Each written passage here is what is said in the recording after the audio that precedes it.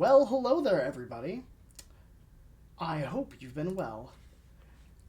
If you're just tuning in, welcome to Graham Crackers, our D&D 5e homebrew campaign based in the world of Anarion, where, we play a nice little bi-weekly game, alternating weeks with Shards of Anarion. If this is your first time on the channel, then welcome, welcome, welcome. I am Graham Crackers, your lovely, lovely host and DM for the night. But a little bit about the channel. Here on the channel, we are all about making memories with friends, whether those are through TTRPGs, RPGs, or video games, because time spent with those you loved and love is time well spent. But I'm not alone here. I am joined by some wonderful, fantastic players who, while they need little to no introduction, I would love to know three things from each of them. Who are they? Who are they playing? And what is one thing they are looking forward to this session?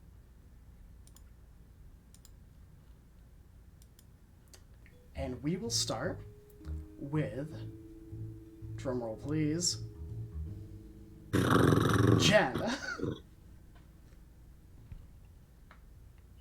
Jen.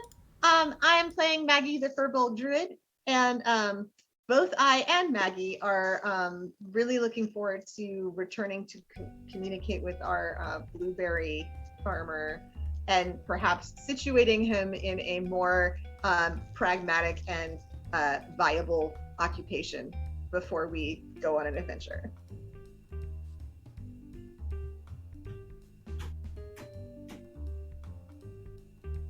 All right, then. Hey, everybody. I'm Confounded, better known as Con. I'm looking forward to having a great time with all these awesome people tonight. And I'm playing Golineth, your resident rogue and elven rogue. I did it for the elf of it. Ah, I see what you did there. Aha! Hi, I'm Bob. I'm going to be playing Belda Stonesong, Dwarven Bard, fantastic individual, who's looking forward to the inevitable meetup with Benny the Wonder Mage and all the fun antics and derailing of this game I could possibly throw into that encounter if it happens. It's going to be beautiful. Hello, It's a everyone. beautiful thing. It's me, Kari. I am playing Karis, the Tiefling Wizard, in this lovely campaign. What am I looking forward to? I'm looking forward to Karis taking this teleport to the place where she asked her party to wait, and for her not to find them there, because they definitely didn't do that. I can't wait for that. I think it's going to be incredible. So, very excited. Hey everybody, I am Adam. I am playing Rue. I don't know what that was. Rue the halfling. What am I? I'm something cleric. That's right.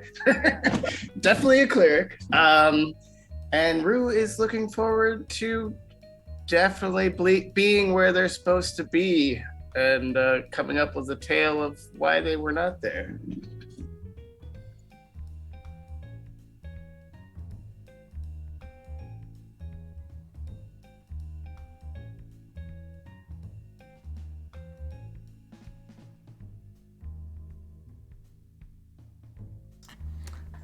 Let's get on with the game. But before we do, let's what do I want to do? I want to do a recap. That's what I want to do. So, for those of you new on the channel, every week that we play, I give my players an option. Either one of them can give a recap of the previous session and get a d6 to roll at any point during the session. But if they choose not to do a recap, then I get that d6 to use against them. And today they have offered to do a recap themselves. So without further ado, take it away. Hey, everybody. So last time, on Anarions Rest, we, the party, were trying to get back together again. Golineth and Rue successfully escaped the Feywild to this berry town of Chessyx, where they proceeded to briefly wait under Karis's instruction when she sent them ascending waited for about an hour, and then promptly decided to not do that anymore and left Chessyx on a wagon to places unknown with their good friend Blossom, who they picked up in the Feywild. Meanwhile, back in the Crystal Caverns, Maggie came to visit Karis in the wizarding towers that are found there, where Karis has been studying diligently to try and extract her friends from the Feywild, or, considering that they made it out, extract them from wherever strange place they popped out in, which she is currently preparing to do. To that effect, Maggie, Karis, and all of the rest are going to collect their very last companion, Beldis, from his parents, so that they can take that teleportation circle and bring the gang back together again. And we join them there, I expect. You're not wrong. So let's get some nice little music going. So we rejoin our adventurers with Maggie, Karis, heading down through the Crystal Caverns towards the home of Beldis. That stone structure carved into the very earth that Maggie visited right before the day of boiling tar stands much the same. However, there are some very subtle changes. People have begun writing on the wall, "Thank you," carved into the stone of the house. What would appear like petty vandalism to some, or more a sharing and a retelling of the success and the deeds of one of the tenants of the household. The smell of roast mutton kind of wafts out in the subtle gray of smoke out the chimney and the windows of the kitchen. And the door is left slightly ajar.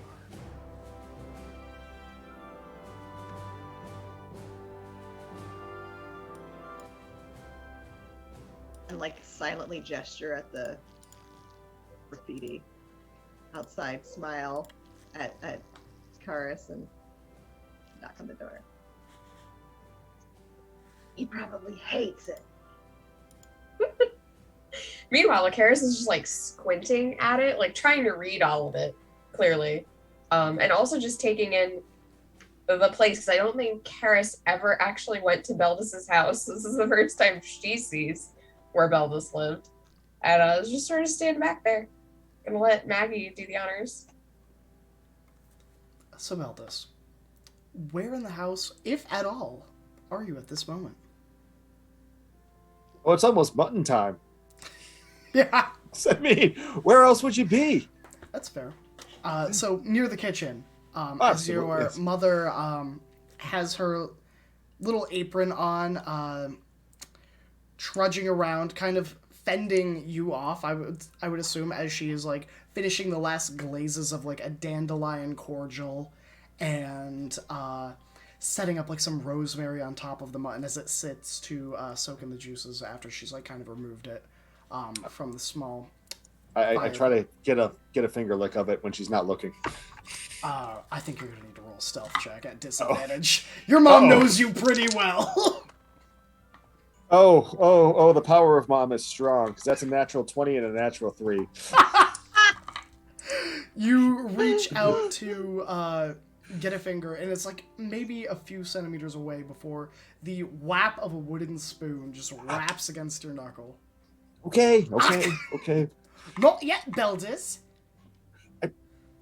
Can you blame me? It's good.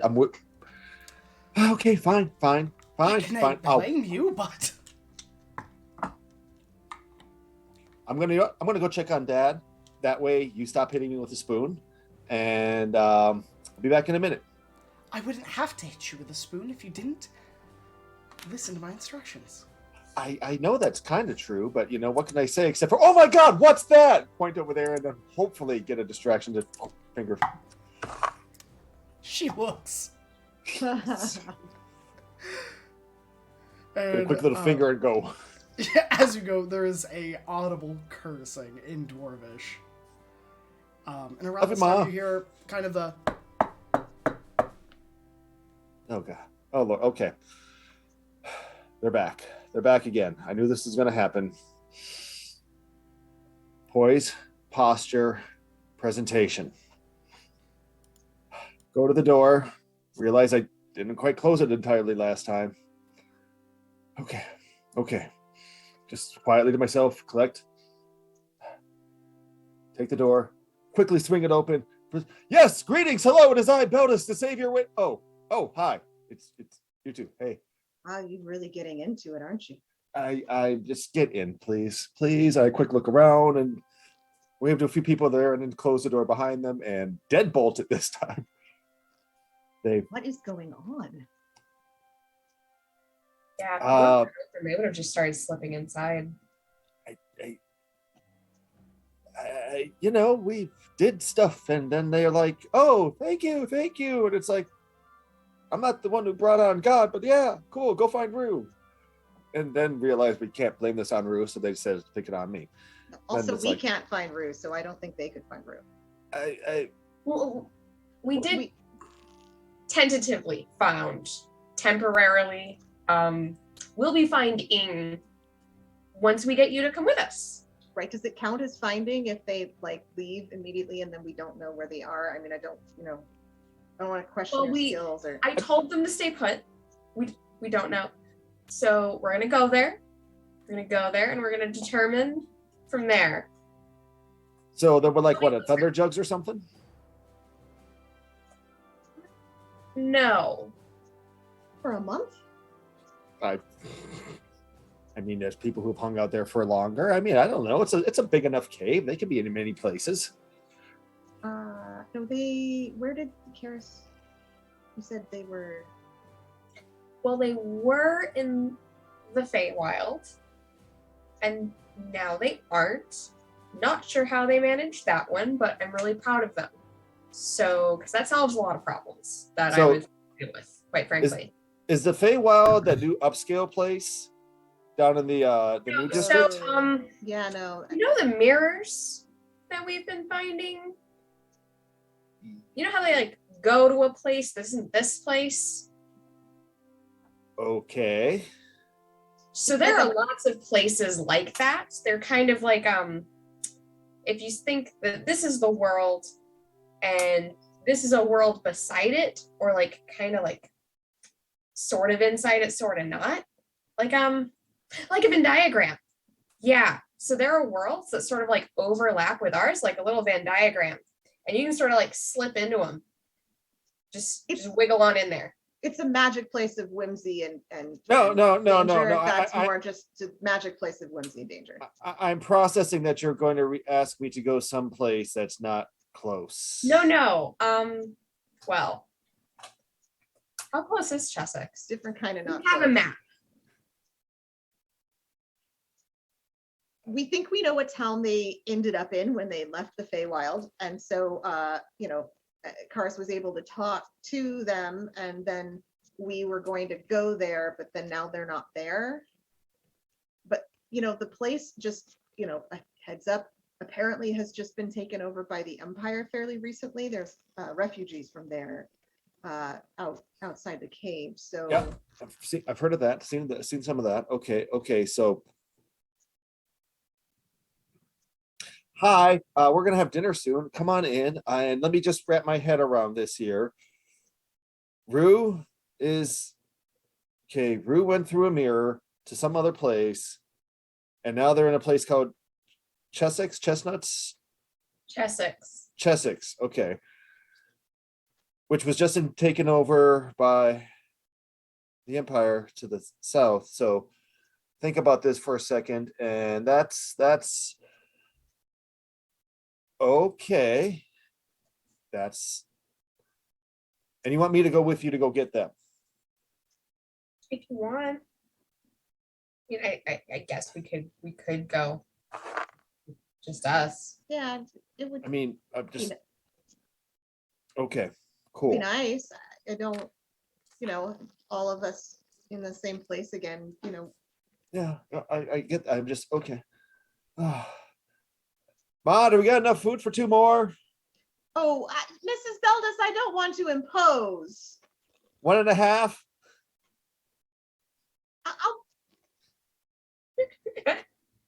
I eat a lot more, you know, than I'll have some tea though, would be lovely.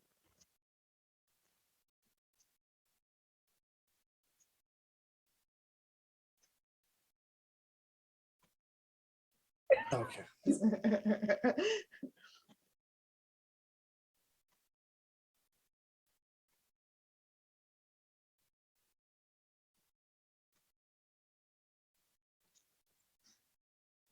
And I recognize that look. I've given that look before, so. Paris, for her part, is just being quiet because she doesn't want to turn down the mutton because the mutton smells really good.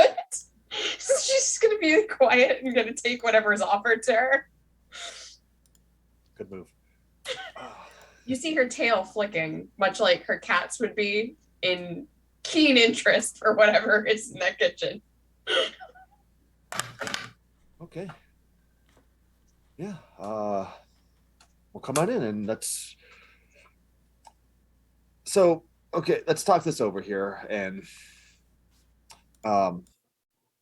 let's just sit down here and we'll. So, don't get me wrong. I kind of okay with leaving because the people around here are getting a little creepy. I mean, the nicest way possible, but wow, stop. And you can't just say that because they don't quite listen, or then, you know, they cry, or it's just like, no. So getting away doesn't sound like a terrible idea, but I do not want to be gone for 40 years. Oh, no, I mean, I have Okay. I Cool, thought maybe cool. an afternoon. No. Okay. I wasn't, you know, just a quick, you know, go there, Wait. look around, get them and bring them back. I don't. Wait, I'd be so old in 40 years. No. well, I mean, that's how long I was gone last time. So just how quick are we going to get there? Oh, like that. We're going to be using a teleportation circle.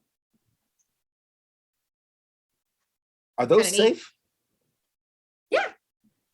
They use them all the time at the towers. You say that, but then I see so many people that have to walk great distances in large groups, often called caravans. And it's like, if they were so safe and simple, at a time, and you can't really fit a wagon in one of those.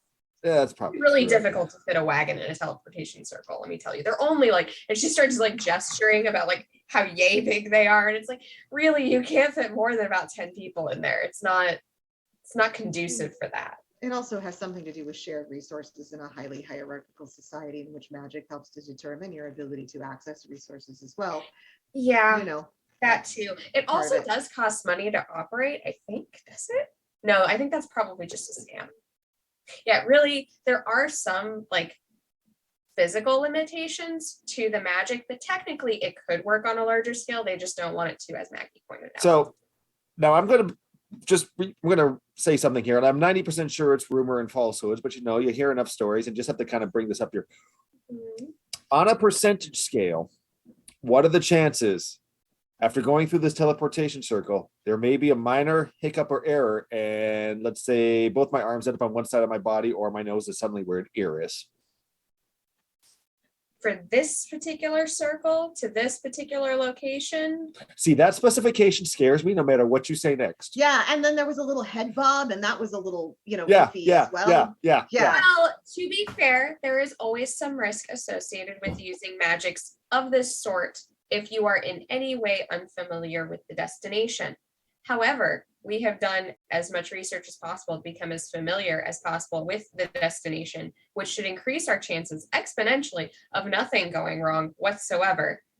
In fact, the more casters of sufficient level and ability increases the chances further that absolutely nothing bad will happen. You currently have myself, and then Benny will be helping. and there are only 3 or 4 of us, so that increases again our chances yet again. I could probably give you like the entire mathematics of it if that would make you feel better. Because Nope. Actually, we're talking about like negligible, like 0.000000. Really makes it worse. Zero, zero, zero, zero, it zero, makes it, You're yes, making it worse. You're making it far worse. You're far worse here. I mean, I would have just gone with, oh yeah, it's like helping a lady with a birth when you've only helped horses in the past. It's the same thing, but it's not. You're just still like going, as you freak out for that moment and watch what happens in front of you.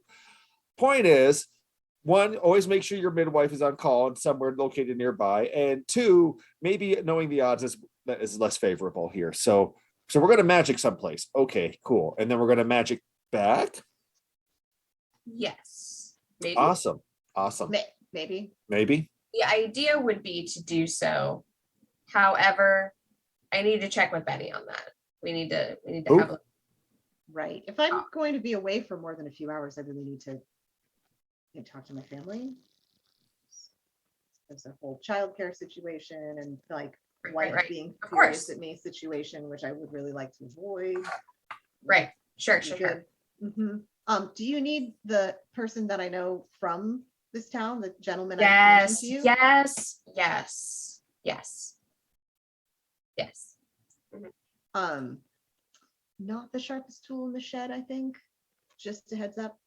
That's Oh, fine. thank goodness our toolbox is outdoors. Oh, We don't need sharp. We just need familiar.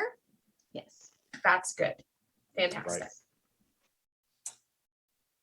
Just gotta say, the confidence of this working is just growing as this conversation goes. You can test the magic with the teleportation circle that takes you from the bottom of the stairs up to the top of the stairs.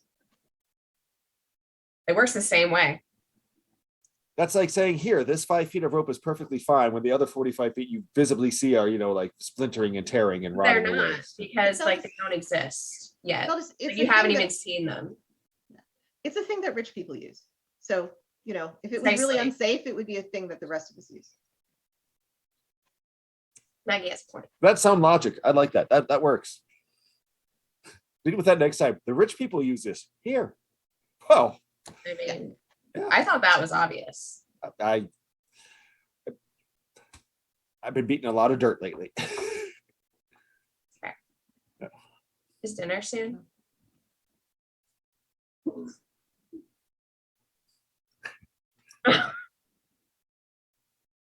Ooh. Mm.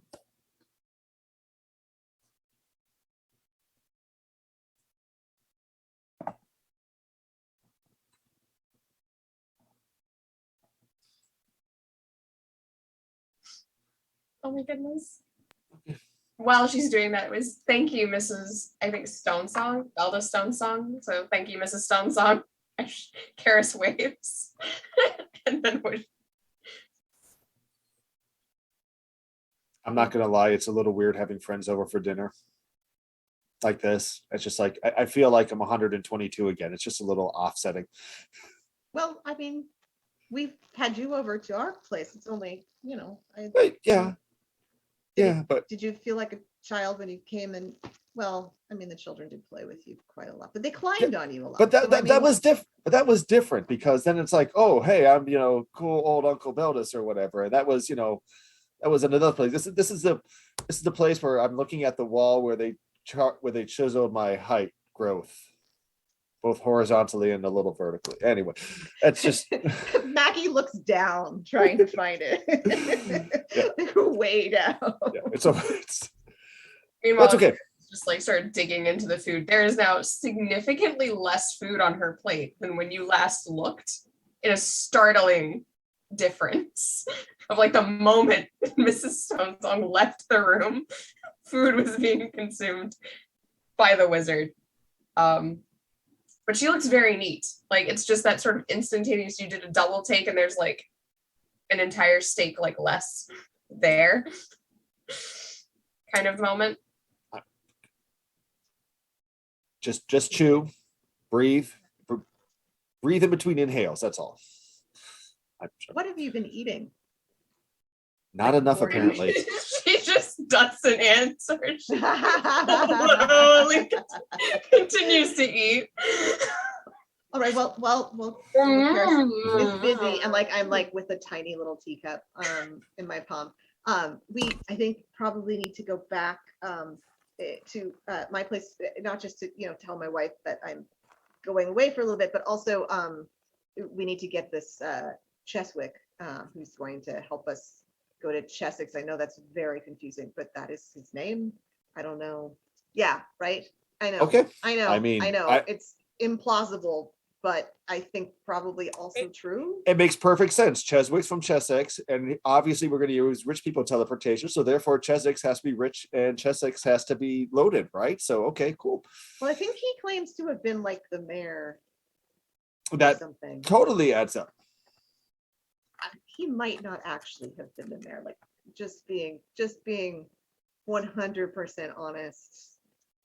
Then the name makes no sense. So now it doesn't matter. It's all good. It doesn't matter. It really doesn't matter. Yeah. Okay, so we're gonna go today then. I think so. I mean, the longer we wait, the farther away they get. Wherever. Fantastic.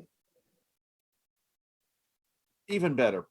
And we'll be back later. I just need to know how much to pack. Yes. Yes. Back later. Let's call it maximum 2 weeks. I don't think it's going to take nearly What? that. Whoa. Whoa, hold on. What? How do we go from a couple Anything hours to can 2 happen weeks? out there. And we might be chased to the Empire, which might mean that we have to abandon the entire teleportation circle idea and go running through the woods. I don't have any beef with the Empire, and we can just sort of make you look different, right? Like we don't have to.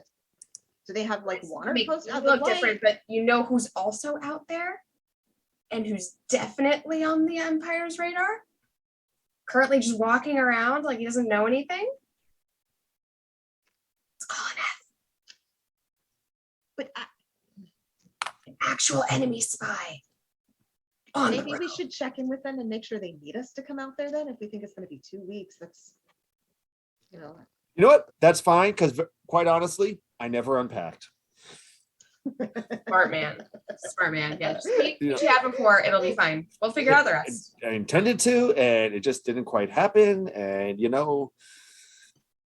it's Really, what's the use in unpacking? Then it's there and packed for the next time you gotta go. I haven't unpacked in 40 years. It just feels really weird to do that. Understandably so. Yes. Okay, cool. Well, because I haven't been able to say this in so many long. Ma, I'm gonna go out with my friends. I'm gonna be back later.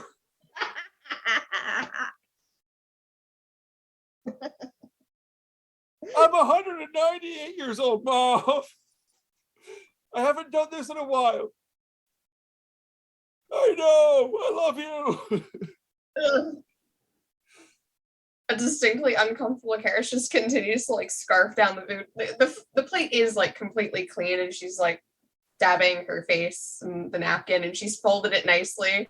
I will slide what's left of my plate over in front of Karis and just like, I can get some more. Just keep going. You need this. Sure. Yes. Okay. And she just eat for her. Okay, and take your time, because now I have to figure out how to explain to my wife that I am going to be gone for an indeterminate amount of time, up to and including 2 weeks, with no warning. Yeah, giving your wife a 2 weeks notice can't be easy. I get the joke and although stuff, like I really do, but like you have no idea. You don't have to come. Like I could go and get them, and I could bring them back. And then it won't matter. I have to, and I'm joking, but I know that Una would understand that too. She would. She's going to be really irritated, but then she'll understand. For sure. For positive. I know that I haven't shown it for the last month as well as I should have, but you're all family. So of course I'm coming.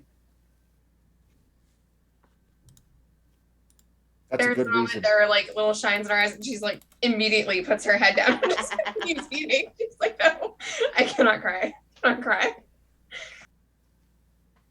We'll wrap up some food to go, because I could just see Karis munching on the way.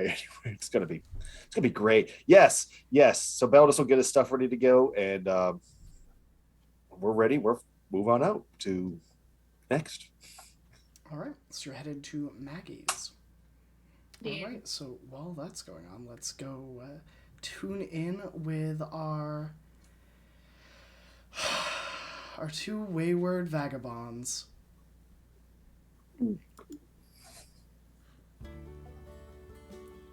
This is just going to be the Oregon Trail of Rue and Gollaneth. Gollaneth, Rue, Blossom. The three of you, after waiting an hour, decided to leave the nearby stable after bartering for a wagon, 2 horses, and the open dirt road is yours. Which direction do you go? As you come to a fork in the road, one path leading you back to Chessyx and the surrounding farmland. The road to the south, towards the Assyrian Empire. The road north to the Crystal Caverns and New Old Cavern to the southwest. Rue, what the fork? There's a divide in the road. Yeah, I did not see this this in the cards. I'm assuming there's a sign, right? Yeah, it's like one of those multi-layered signs that have like Yeah. that direction, this town. That direction, another town. That What, do you direction, have any- you know. Do you have any idea where we should be heading? I really don't care much for heading back to the Empire. We've got folks that are probably up at the Crystal Caverns. Isn't that where Obeldus is from? Yeah. Do we even know where we're supposed to be going? I don't think so. To be fair, it doesn't seem like either of you really know where you want to go. Good job, Blossom. That's a very astute observation. You know, whenever I think where I want to go, I just close my eyes and spin around with my finger out, and whichever direction I'm pointing, I go. How about you try that real quick? Yeah, let's see So where anyway, that goes. We're gonna roll a d4 as Blossom stands up on her hooves in the center of the wagon. Alright. So, she spins around. We're gonna say 1 is the Assyrian Empire. 2 is New Old Cavern. 3 is the Crystal Caverns. And 4 is back the way you came. Alright, now we're gonna roll. Because I roll 2. Okay. She spins and goes right back the way you came. With a 4. Awesome. Would you like to try that again? Because this is where we've already been. And it's in my experience that you Well- can't really move forward going back to where you came from. I could try something. Oh, what are you going to try? Murder! Rue closes their eyes and they're gonna channel divinity.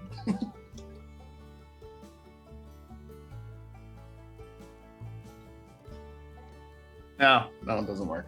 Were you about to channel divinity and just decide where to go?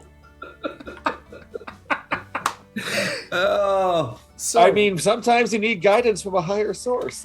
yeah, but that's what, you know, divination, the spell, is for. Rue, That is what the self guidance is for. so- Divinity. if Rue, you you think... reach out, trying to flex that connection that you had very recently in the cavern in which you smote undead after undead, cleansing the walls and defending the garrison. But it is like a cord that has been cut when you try to pull some of your divine blessings. Everything is the same. The prayers, the reaching out, that innate connection you've always had. And nothing comes along.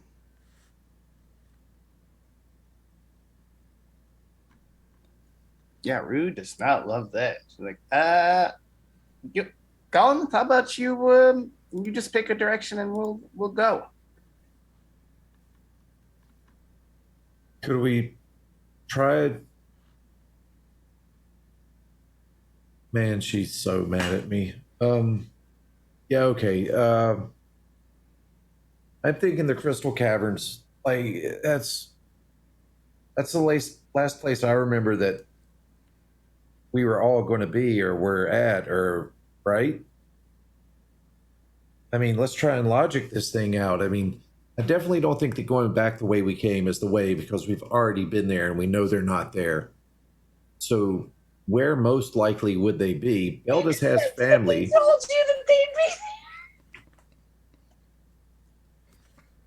I don't think I know that though, do I? I think you told Rue. I don't know if Rue conveyed that. Y'all have been in the Feywild for way too long.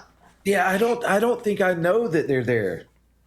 I think maybe Kara said they were going to make their way here, but we can meet them halfway, I guess, if we just head towards the Crystal Caverns. Blossom, what do you... You're still spinning, Blossom. Stop. I'm sorry, I got a little bit dizzy, and it was like kind of like when you get a little bit tipsy and you can't really decide which way you're going to go, and you go, oh, but then, you know, you don't get sick. One moment. No, I'm good. Okay, cool. They're facing the Crystal Caverns now, aren't they? Yeah. Blossom. All right, oh man. Rue, unless you have any objections. Yeah, so Rue, unless you have any objections. Why don't we Blossom, ask what's your people? idea? What people? Blossom points further down the road towards the Assyrian Empire. And there is a group of about 8 individuals that are coming towards you at a hurried pace. How are they? Behind them, further in the distance, about maybe 400, 500 feet from them, are armed Assyrian soldiers with weapons drawn. Okay, I definitely recognize the weapons drawn. Do I recognize the uniforms? Are they that close? Do I need to... The troops, there is no doubt that these are Assyrian Empire troops. The people running towards you that seem to be fleeing them look to be a mix. One of they two gotta of be them fleeing. are wearing this gray and light blue kind of like leather, like dyed leather jerkins. They look to have weapons and shields that bear a coat of arms. The rest of the people look to be unarmed and dressed in, you know, their everyday clothing, with like maybe some haversacks tossed hastily over their backs. Okay, so they're unarmed folks are being pursued by Assyrian soldiers. That's what it appears to be. Galaneth, do you, I don't know if Rue would know of Assyrian soldiers. She's like, Galaneth, do you know anything, should we step in here, or should we just, What's the count of the Assyrian soldiers? About 7. Oh, give or shit. take. But roll me a history check with advantage. I wasn't done asking questions. Oh, I'm so sorry. Continue. Oh no, it's just I'm in the mind of Colin, and it's just like, oh god. All right, so now the odds and everything go. What is the distance between those that are fleeing and the Assyrian soldiers? 500 feet from the Assyrian empires at the back to the people fleeing, about 100 feet between you and the people fleeing. And how quickly are they closing? They'll be at you in about under 30 seconds. So we couldn't make it to them until they made it all to us. If you, Rue, and Blossom took your cart down that road, you could close that distance in probably like 15 seconds and maybe be able to buy them some time. Or grab them on your wagon if that's what you wanted. Okay. Son of a biscuit. History at advantage. Math. Put the stress on me. It's 22. 22. 17 on the die plus 5. All right. Assyrian empires and troop movements is something that you would know very well, having been an agent. They don't travel in groups of 7. If there is a group of 7, that means there are a lot more around. Or they're dead, which, judging by the looks of the group, is not likely.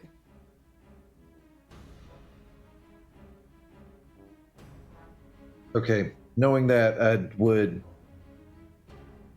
immediately scan left to right, right to left, back to center, looking through the group of people, all while in the scanning, I'd look at Rue. I'm really ignoring Blossom, but I say it in such a manner I was like, listen, we don't have time to discuss. You either trust me or these people die. Okay. Yeah, let's go. And we go.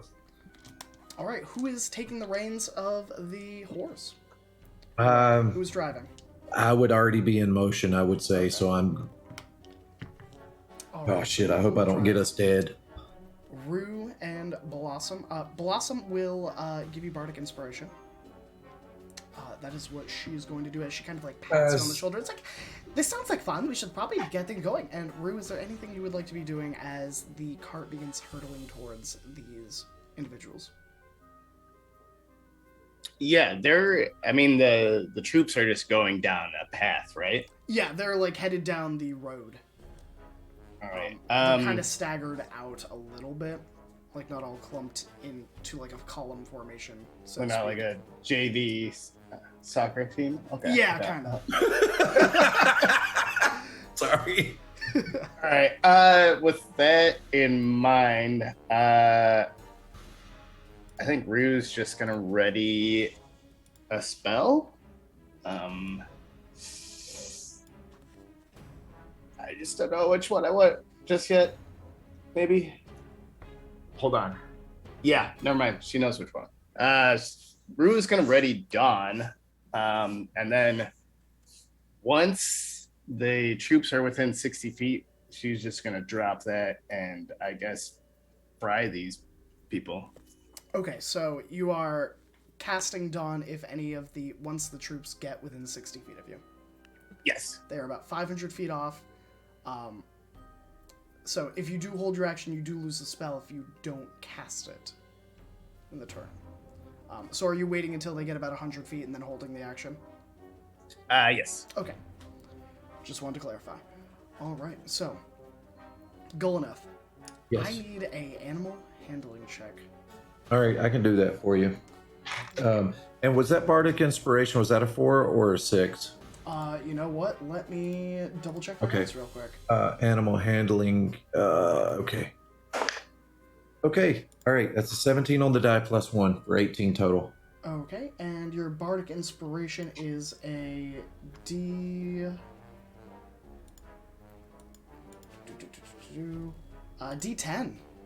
Oh, badass. Damn. All right. So a little bit of meta. Damn. Blossom's rolling some shit, huh?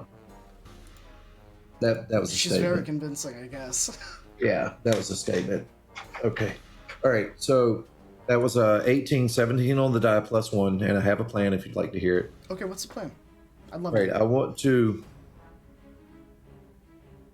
go straight through those that are fleeing to disperse them, and then I want to cut right between them, separating the soldiers from them, and then I would like to instruct Blossom and or Rue. I want to say, take the reins, and then as they take the reins, I'm going to ready an arrow while these folks load up. Okay, you know what? I like that. With an 18, I think that's pretty easy enough to do. The horse begins to strike out at a trot. The sound of hooves on the dirt and rock carrying you, hurtling towards these individuals, who kind of pull to the side, not knowing if you're friend or foe, as your wagon wheels and almost tips. It kind of like goes on one axle and kind of slams down, angling away. As you kind of toss the reins, Blossom kind of grabs them, looks at the horse, looks at you. A little bit about the individuals that you just kind of blocked in front of. One of them is a tiefling. They are purple skinned. They are one of the ones wearing that blue and gray dyed leather jerkin. There are 2 scimitars on their hips, and they have this kind of audacious gold trim spiral piercing on like one of their horns. And they have like a goatee that's like dark black and like slicked black hair. One of the individuals is a human, who is the other one that is garbed in much the same and seems to be holding a longsword and a buckler. The rest of them, it is 2 women, 2 men, and a young teenager. But they kind of look at you, and the tiefling speaks up. I told you help would arrive. Did I not?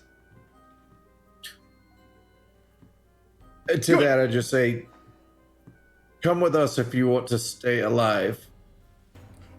Wonderful, wonderful. I had no doubt that our friends had gotten word out of our plight. Chessyx will be free. And he kind of like helps one of the teenagers on as people start piling on. The troops are about 440 feet at this point. Okay. Rue, you hear the sound of rustling and of leaves from the underbrush of like the trees to either side of you. The sound of someone running through leaves. And the clanking of metal.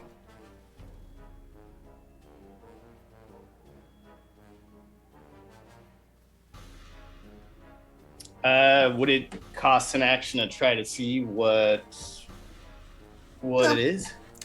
If you want to make a perception check, feel free. Ooh, it's not bad. It's 23. 23. You definitely see that red and royal purple of the Assyrian Empire flickering between the trees as like their silhouettes kind of pass. Looks to be about 2 of them look to be archers, from what you can see, and they seem to be kind of like notching arrows. The other 2 that you can make out, there are definitely more than this, but look to have swords as well. However, with a 23, there is one individual that stands out. Far more important than the rest, and it is a creature.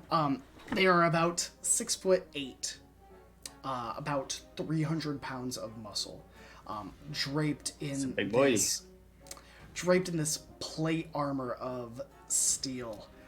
It is spiked with skulls on the pauldrons and kind of like a skull made of metal for the belt.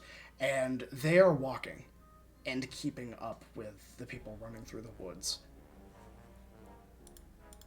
They are carrying a massive greatsword that's like serrated.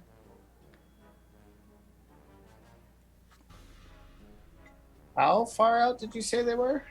The ones in the woods are about 80 to 90 feet. The individual who is in the armor is about 140 feet.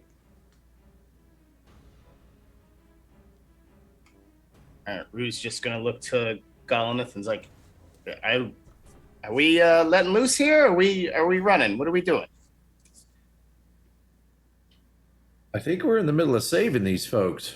Where are we at with getting them loaded up? All of the unarmed individuals are on. The tiefling and the armed human are kind of helping the last one up. You've got about another 6 seconds before they can climb up. I do believe we need to get on out of here. Well, I think I'd hate to get the people that we just rescued killed. I think we might need to hold them off for a second. We got a bunch in the woods, and then what we saw coming in. How far off are they? It's 6 seconds to get them in. Yeah. What's so the distance? The ones in the woods are 90 feet at this moment. They will be at about 50 to 30 feet, give or take, in about 6 seconds. They will definitely be able to take shots at you in under 6 seconds for the ones that have bows. The ones on the road are still over 300 feet. They are not close enough to get into melee with you. Can I identify the ones with bows? Yeah, Rue kind of pointed out that there were ones in the woods. I want to go ahead and take a shot at them. Sure. Not to hit. I want to stop short, but I want to do it in a manner that they know I shot short. A warning shot, a salvo. Okay. Noted. Roll me an attack roll. I'll do it. That's 15 on the die. 15 on the die. Your arrow thuds into a tree about 2 or 3 feet away from one of the individuals who looks at the arrow, and locks eyes with you. I hold it. This is a middle-aged troop, probably a bit more experienced than the usual conscripted soldier. This is a career man. And Understood. as you do that, from the opposite side that you shot, an arrow shoots out from the woods. And I need to roll some dice. It's on. The human that was climbing up next to the tiefling, you see him reach, right next to you as you're standing, to grab the wagon, and you see the arrow strike him right in the throat. And with a gurgle, his arm falters, and he falls onto the ground, holding onto his neck, bleeding out. The tiefling looks at his companion, and there's this look of terror as you see his eyes go to his friend, and then look up at the plate-armored individual, and he mutters, "Inquisitorius. They're here." And he climbs on the wagon, and he says, "Go! We need to get out of here now! The rebellion will die if we don't." How close is this Inquisitorius? They are about 80 feet away, walking. Did you drop your spell, Rue? Should that have... It was specifically worded for the ones that were on the road. If you would like to use it on the people that are in the woods, feel free. It's not my action. I was just curious if it should I have. appreciate it. Yeah, I think having seen a shot come from the woods, if they're within 60, Rue would use Dawn. If not, I can burn that slot and use something else. Yeah, Dawn would work. Yeah, Rue's gonna let loose that 5th level and try and get as many people in the 30-foot is it radius? All right. We're at 30-foot radius, yes. Okay, and what do they need to make for a save? It is a Constitution save of 16. A Constitution save of 16, man. Or they take 4d10 or half if they save. Okay, let's pull up. We have 2 successes, and then the last one is a failure, and this individual is a success. So 3 successes, 1 failure. Just gonna roll in D&D Beyond. I should not have done that. That's pretty good. 25 damage. Radiant. I don't know if that matters, but And half on success? yes. All right. The individual in the plate armor, you... Actually, describe your spell for me first. All right. So yeah, you see her ramen tattoo just light up with this golden light, and she kind of just lifts up, and instead of it coming from the sky like you would think, the light just explodes from the ground, and it's like you see the shadows kind of shoot up in an instant of everyone that is in the circle.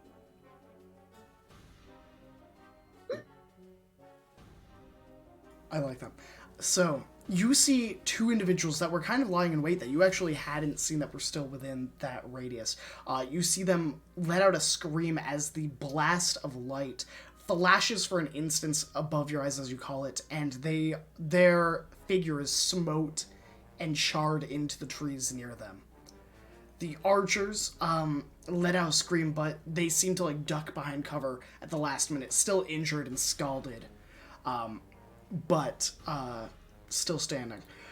However, the individual in the plate armor, as your light erupts, you see him wave a hand, and black ichor-like tentacles rise from the ground and cover over him as the light burns into it, scalding it.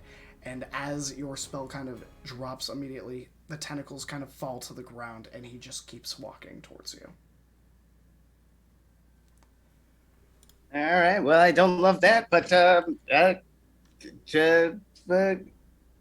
Blossom, horses now. Let's go fast.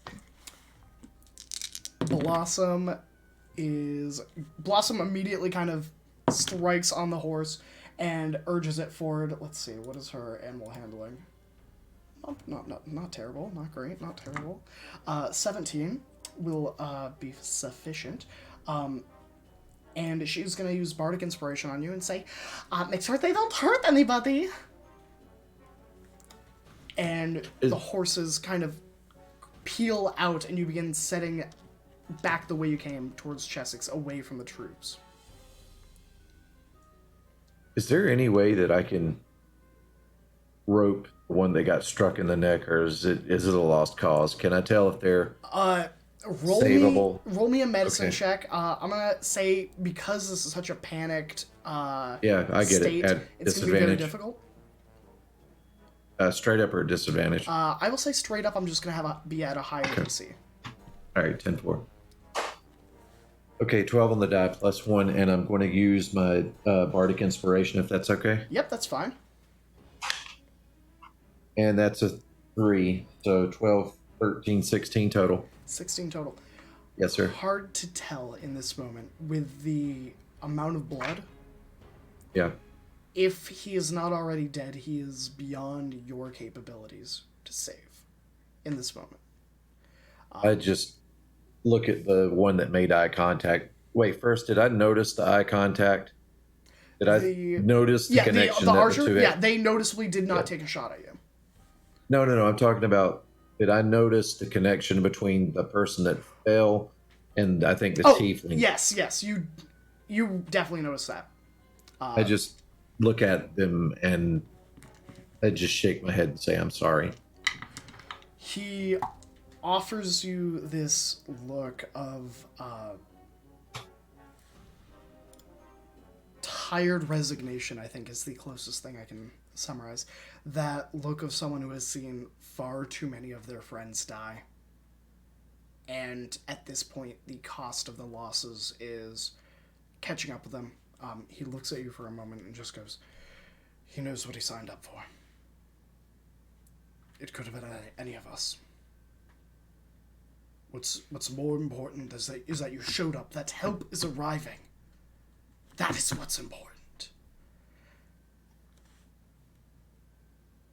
I just say, I have no idea what you're talking about, and I turn my back to them and check our rear, make sure we aren't being pursued vigorously.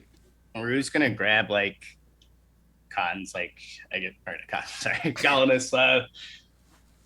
pocket or hand or or some part of them and say, I'm gonna try and buy us some time. And you see them jump off the back of the cart, but you feel their hand still on you, and they're casting mislead. So you become invisible at the same time. An illusionary double of you appears and goes into action, essentially. I love it. So Golometh, as you feel Yep. this, you were kind of taking a look in back of you. The troops have stopped following. There are 2 more arrows that kind of fly at you and at the wagon, but neither of which find purchase, kind of slamming into the side of the wagon. But you do see the plated individual step out from the woods. They are about 30 feet away from the individual who was struck with an arrow. And you see him lift this greatsword with one hand. And it ignites with this black flame. And you hear the individual who's on the ground begin to scream. And then go silent. As your wagon peels away. Rue, your illusion. What is it going out to accomplish? Like, how is it going to distract them as they kind of, some of the guards look at you and kind of see this illusion? Rue is taking out like that magical mace, so they can see and hear through the illusion. And then I'm assuming just acts as a normal person would. So they take out like their mace and their shield. They're just like essentially just trying to look big and be like, "Yeah, I'm gonna fight you guys." All right. And they can also speak, so it's just like, "All right, fuckers. I'm buying them some time, so if you want to get to them, you got to go through me. Who wants up first? I make a mean ravioli." She holds up the fucking her like little meat grinder, or not meat grinder, but meat tenderizer. The plated individual looks at this illusion and lets out this hollow, metallic chuckle. Where their face would be is this iron mask. It is got 2 slits for like eyes and a 3-pronged gap above the mouth. And he chuckles and then walks towards your illusion, sword drawn. Very well. You are one ugly mother. What's your name? I don't give my name to dead individuals. Wow, that's weird. I was about to say the same thing. I don't care about the names of the dead I've killed. We are on like the same page here. I mean, we could have maybe been buddies at one point, but now you've clearly drawn a line in the sand, and now I've got to kill you. That's unfortunate. You killed your own guy, right? Did I see that? Or is No, he they killed? No, they sorry. killed the individual who got the arrow in the throat. Oh yeah, yeah. Why are you just burning a guy who clearly was dying anyways? That was just unnecessary. It was a mercy, and he had no information to give me. How do you know? Yeah, you know what? It's neither here nor there. What do you want on your tombstone? Pepperoni. Provided that anybody cares to know where you died. He lets out a chuckle, and you know what? Does your illusion roll initiative? Is the real question. Are we going to have to save your says- illusion now? On each of your turns, as a bonus action, you can switch back and forth. You use your action to move your double. So I'm assuming it's on the same initiative. Okay, well let's roll a quick initiative then, to see who's gonna move first after this declaration. That is a natural 20 plus 2, 22. All right, so you go first.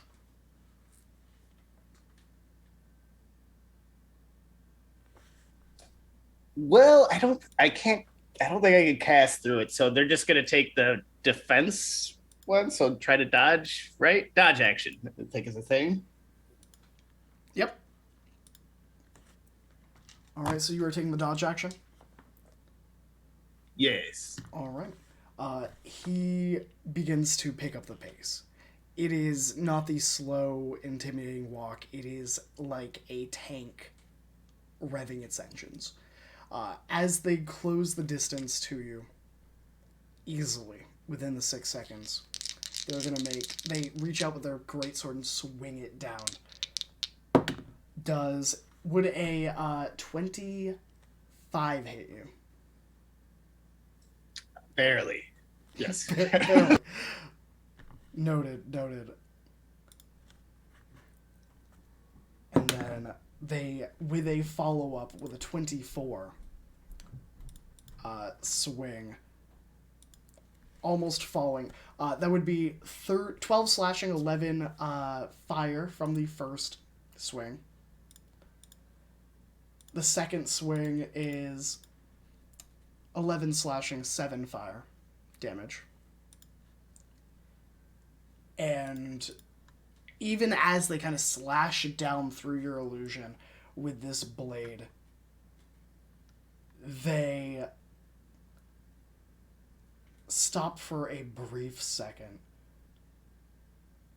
and look at you. Well, on your tombstone I'll put, "Will die braver than most."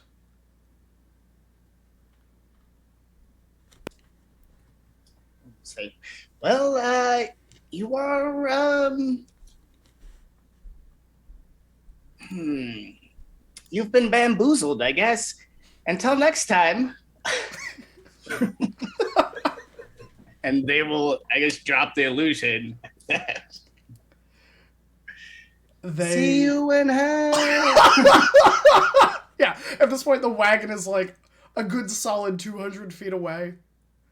And they just look up towards where the wagon went, and the black flames like flicker and eat back into the blade, and he just sheaths it over his shoulder.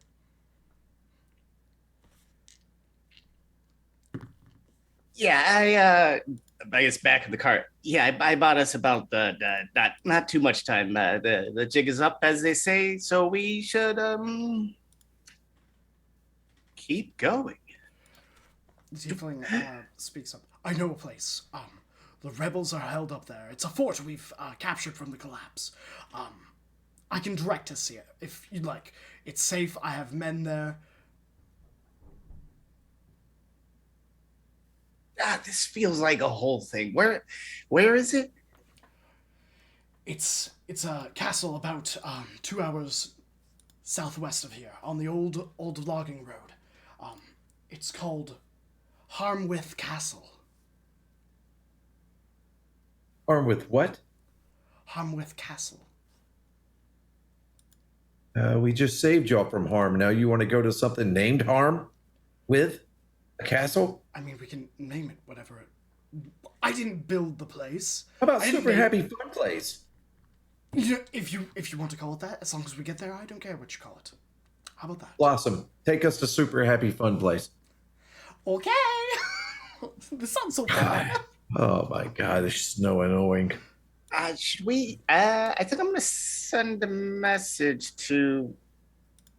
Oh, do I send it to all of them? It's a lot of spells, though. Rue's gonna sending to Beldis. Beldis, how you doing, sweetheart? We're going to Harmwith Castle, known as Happy Fun Place. Meet us there once you get to town.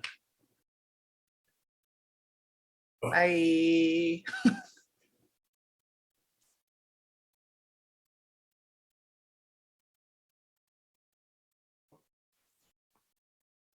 Does this normally happen when people just start talking in your head? I've heard of this. Wait, okay, I gotta respond. Time. Okay. Harmwith Castle is a super fun, happy place, and that's where you're at. Hopefully we can find it easy. Do you have directions? We're gonna be there soon, I think. Is there a time limit to how long this lasts, or is it the word count? I don't know. Who are you talking to? I think I'm talking to. I think I'm talking to Rue. Word count. Word count. I think Okay. we're done. So, wow. I love this like that whole conversation. Like, Yeah, she's like Karen was counting like from the beginning of that conversation. Like, I think we're at the limit. We're at the limit now. Harmwith Castle. Graham, have I ever heard of a Harmwith Castle? Roll me a history check. Rolling you a history DC check. 18. Hey, I happen to have a +8 in this, so I If feel you get good above about a that. 25, I'll give you something extra. Well, I got a 17. Okay. Nope. Does Okay. not ring a bell. Yep. No idea. Cool. Maybe Chessyx. I got a 21. 21.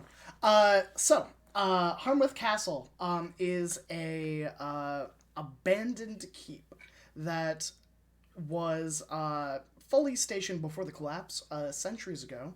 However, was kind of rendered useless for a significant period of time after the collapse due to the economic standstill and the collapse of most of the governments, that there wasn't really a need to function it and not a lot of upkeep.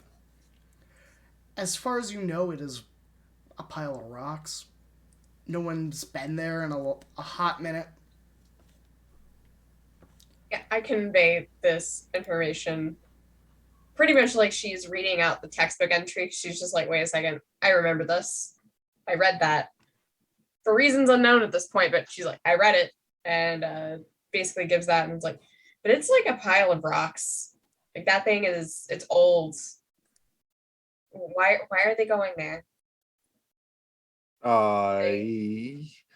Graham, to that exact question of why are they going there, did I get any sense of distress out of Rue's voice at the time, or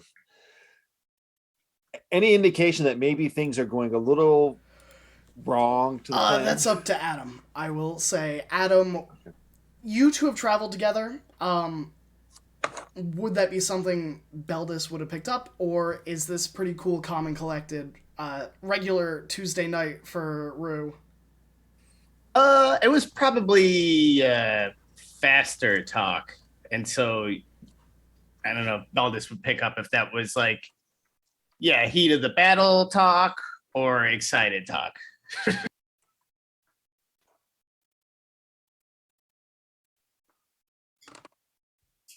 Well, that'd be an inside of 14, I guess. So I'm not too sure if that helps clear anything up on this regard.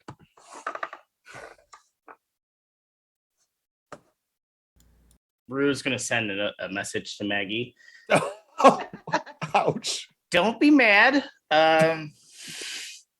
So we killed some Empire guys just to save some people, and we may have joined the resistance. How long have you? Sorry, I thought you were done. Yeah, that's just how she signs up. We're How long have you been here? And you've joined some kind of resistance and killed? Oh my God! I don't even know what we. I'm sorry. She said, "I am so. I don't mean to be rude. Wait. I don't mean to be what. What is? I just that what? Who joined the resistance? Apparently, What now? Rue and Golanath are in a resistance of some kind. They're in a resistance at harm with the castle? What? Okay, How long have they been back? Dials, sends to Rue. And Karis just turns around at this point. It is very much like she's on the phone. She's like, we're coming to get you. Don't leave this place this time. Click. Like that's what that was like. And there was an implicit threat in that voice, Rue. You heard the don't move. Click. will do. Just watch out when you get into town for baddies. Love you. Karis is just like rubbing her temples. And then sends off another sending. Benny, dear friend, Benny, I need you to look up everything you can find on Harmouth Castle. Thanks. Bye. Bye.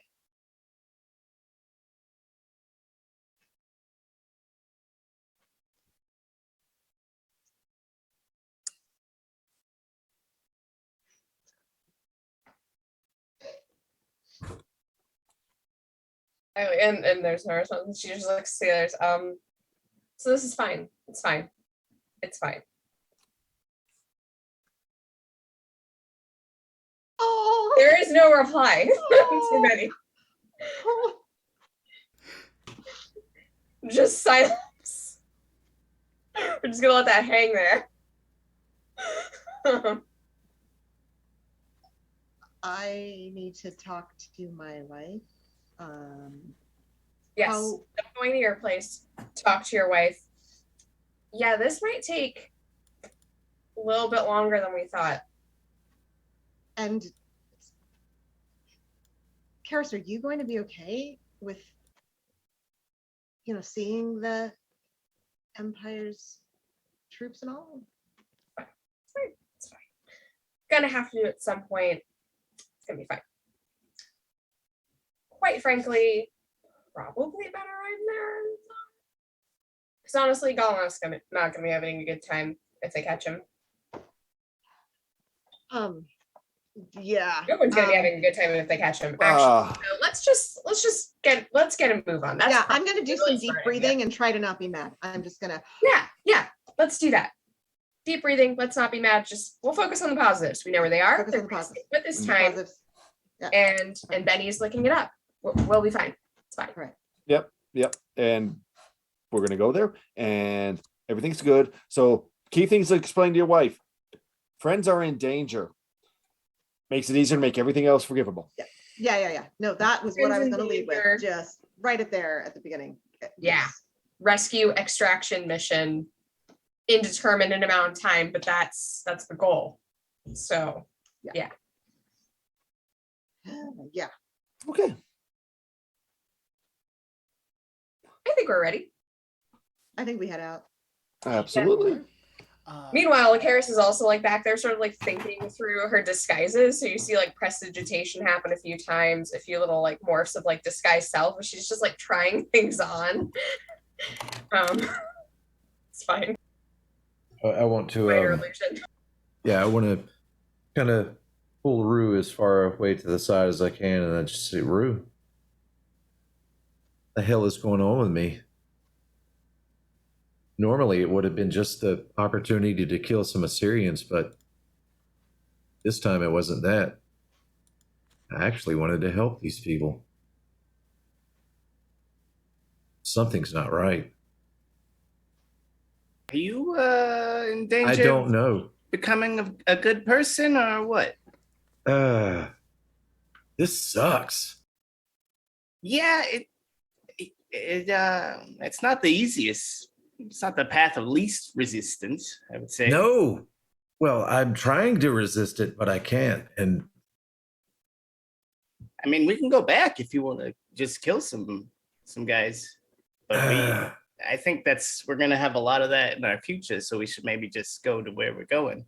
yeah, no, I think I made more enemies with the Assyrian Empire. Even all of my interactions with them before and everything that I know, I've never encountered this, and I look to the tiefling and I speak up. Did you say Inquisitorius? What is this abomination? The tiefling looks at you for a moment and kind of lifts himself up to sit upright. He's kind of been slouching. Sorry, friend. Italian Rage Fiend. And what was your name, by the way? Well, Italian Rage Fiend. Thank you.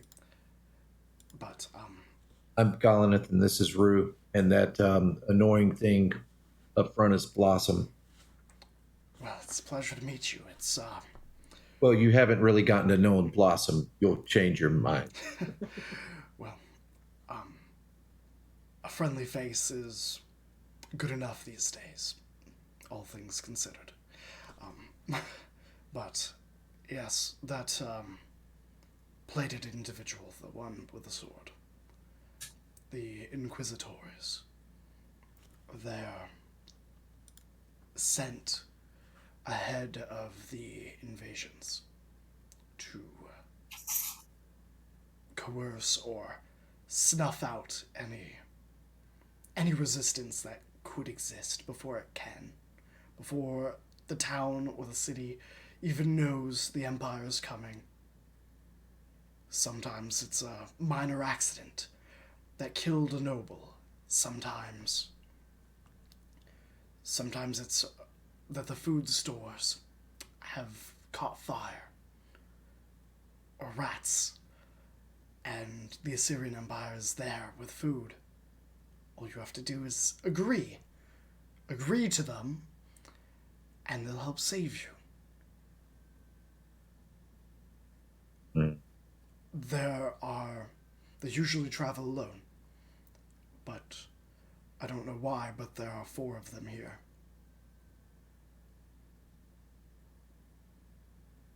Maybe it was that we caught on to them before they could succeed with whatever they're doing. Most people fled before they arrived, but I think there's something else going on. Me and the volunteers have stayed behind. We've been trying to fight them, but every time we are either a little too slow, or there's a lot less of us now.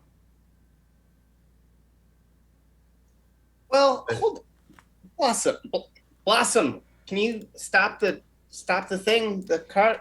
Yes, I can stop the cart anytime. Well, can you do it now? Oh, you wanted it done. You weren't asking if I could just do it? Yeah. Yes. Okay. And she will stop the cart. So these guys show up to a town and something bad happens, and then the Empire takes over. I feel like that means we have to stay here and not flee to a tower that is not here. Well, the tower is still within Chessyx's borders. It's still here. It's still home. It's just off the grid. The more distance we can put between us and the roads, the safer we are. Yeah, but also the more distance we put between us and the roads is the more distance we put between us and helping the people of the city. I don't think that we'll be able to take care of this ourselves, Rue. We need to meet back up with our people and see if we can devise a plan. We need... Yeah, but they're coming to do we know where they're coming in the city? We literally told you that we were coming in that last sending to the place you're going, to that tower. You didn't tell me. You didn't tell me. I didn't hear. Nobody sent me anything. Is there a teleportation to the tower directly, or is it in the city? You don't know about a teleportation portal. You have no knowledge. That's fair. Okay. So I'm just like, Rue, I wouldn't say that I'm the best with decisions right now. I'm still trying to figure out if I knew the trap was set and we sprung it, or if I didn't know. Either way, I don't think I can trust my judgment right now. Because if I did know and I didn't care, then I risked your life, which is unforgivable. If I didn't know, then that means that I've gotten weak-minded, and strong-spirited. A deadly combination. Well, I mean, you don't have to worry about. You're not risking my life. I could walk away any second. That's fair.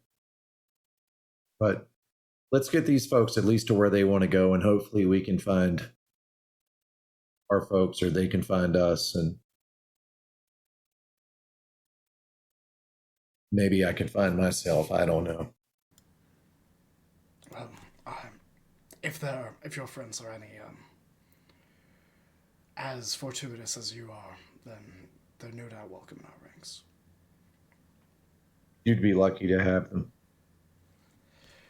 These days, we're lucky to have anyone. Do you happen to have like another safe house in the city that we could clue in our friends just in case? I could arrange it. I do have some contacts within the city. It will take a little bit of time to get word out.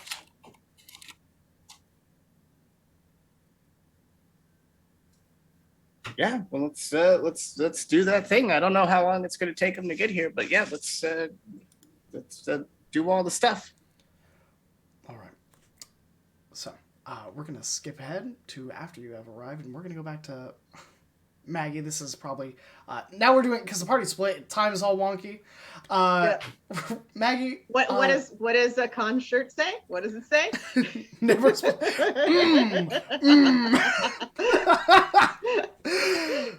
Maggie, you head home to Haven, the city outside of Crystal Caverns. The mud from the garden is put back where it should be, namely not inside. There is a rock with a painted face on it, guarding some chrysanthemums. And you can smell the smell of like freshly baked bread.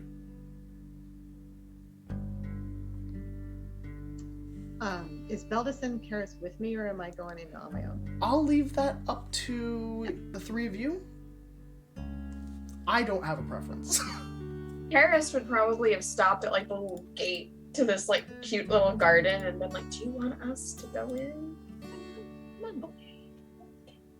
It's smell the bread, you know? You can have dessert. Ah, that bread smells great, but too bad I filled up on all the mutton. You can eat the mutton. I had to finish half of your mutton. I gave you the mutton. Yes. And then I brought pocket mutton. All right, okay, all right. I mean, if you're gonna argue, you can stay at the gate. Otherwise, We're trying. Okay, the argument's just to try to make you feel better, like it's normal, and not distraction, walking, no, not it's standing there right normal. next door to hell. Yes, You know, yeah, I mean, no, it's not normal. Well, I mean, this is heaven actually over here, and just I'm leaving it on purpose. It's the not normal part of it. Okay. The rock's really cute. I like the rock.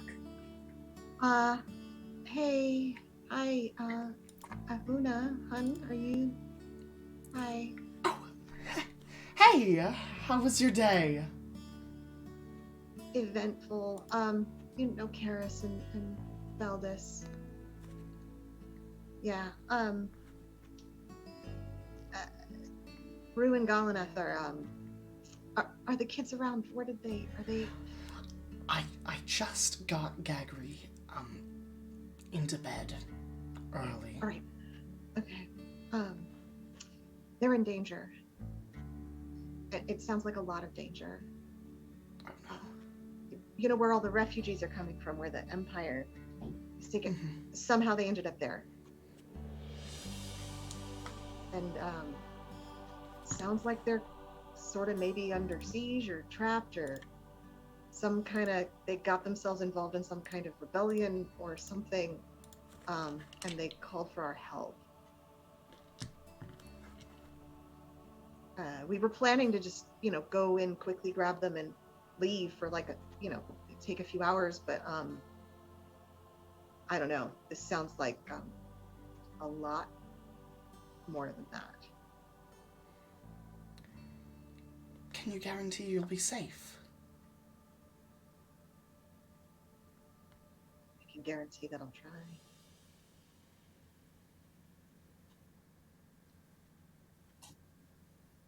I can guarantee that I'm stronger than your average, person on the street. And we'll be doing our best to make sure Maggie gets back. Well, try not to let anything bad happen to her. What are you going to tell the kids? I don't want to... Oh, well, I'll tell them Mommy's being a hero.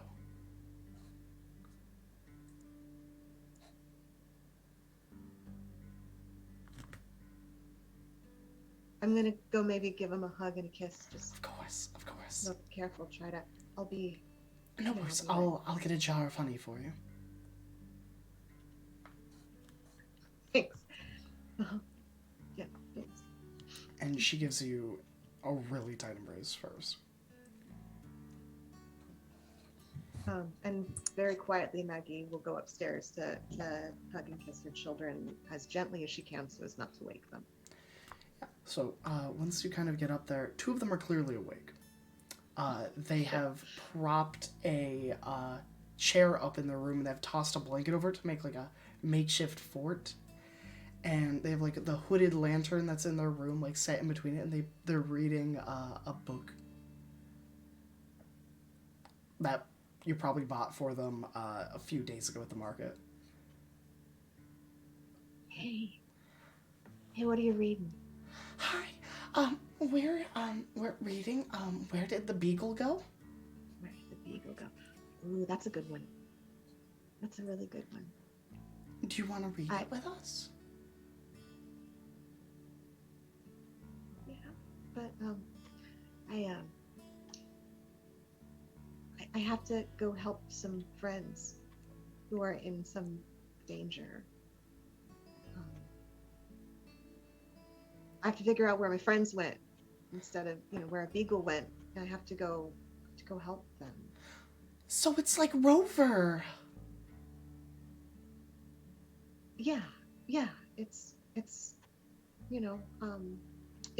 if one of you was in danger or hurt, I would go anywhere or do anything to help you. And when someone's family, that's what you do. The family. The kids offer you like a very the older you get, the harder it is to make that kind of emotional convincing. But it seems like for younger people, it just makes sense, that fundamental truth. And they both kind of look at you and nod like, of course. And I give them they both, latch on for a solid minute. I kiss him on the forehead each. It's like, go back to your book. I won't tell Mom. Okay, you promise. Cross my heart. Okay. And then I go across the room and kiss and hug my sleeping son. He is snoring like a typhoon. And has kicked off like half the blankets, just like starfished across the bed, that is probably bigger than he is. Mm-hmm. Just a gentle hug and a gentle kiss. And I slip out the room. All right. You head downstairs where Beldis and Karis and your adventuring pack has been kind of set out in this brief time. Your wife has kind of kept it in a closet, packed and ready to go. Whether it was due to the frequent needs to move or knowing that her wife would feel the call of the road or of destiny at some point. It's set there with 2 jars of honey with your little flame bee dancing on top of like a mason jar tin. And I just see that she saved that pack, and I don't even say anything. I just give a nod of recognition. I'll keep you updated as best I can. Several, and I like to point to Karis, like several of my companions now can speak easily across distances. So I'll keep you updated. If you don't hear for a day or so, it just means that they didn't have the arcane energy left that night. That's okay. I know you'll get letters to me. I didn't tell you, but I may have bought 2 healing potions and put them in the pouch for you. Never know when you need them. When did you buy those? Oh, well, You know when I said I was going out to buy groceries?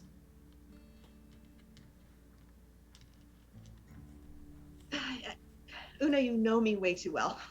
And then I run in and give her a hug and a kiss. She will return it with gusto. And just very gradually and reluctantly step away.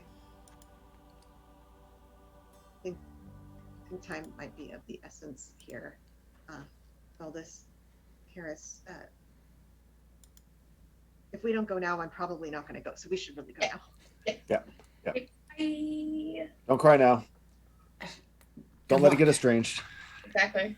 Good luck. Harris will shoo them off towards the tower. A helpful shooing. Yeah. So, as you shoo off, we're going to take a quick 10-minute break. And we will be back soon. So, don't go anywhere, everybody. Oh, go to the Don't bathroom, go get a away. drink, Uh-oh. maybe grab a snack. I mean, go somewhere, but come back in a few minutes. Yeah. You know, we'll be back when we'll be back, okay?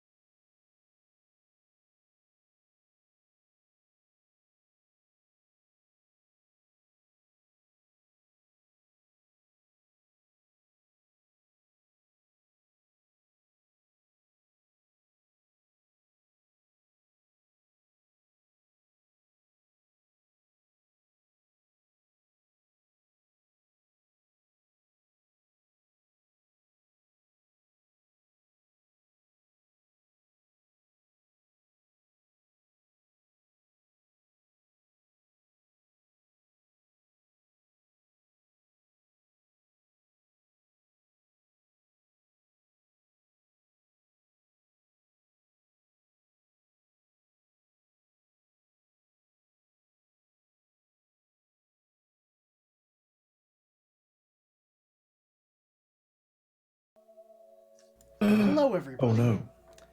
Welcome back. While we listen to some very zen music. This is Graham, your Zen podcast host. Joined with me today are Anarions Rest, our wonderful D&D 5e homebrew campaign. Back from our good old 10-minute break, we are going to pick back up with Beldis, Maggie, and Karis, headed back to the Mage College. I'm assuming that's where you all would have gone to speak with Benny. But you tell me. I Yes. did want to Sorry. see if Chessyx wanted to come. Oh, sure. That's you know, all right, y'all. I don't want to take too much more time, but Yeah, that's, on, yeah. on the subject of Chessyx, as you are exiting your house, Chessyx is like sitting on a barrel, like maybe like 40 feet away from your house, playing a harmonica.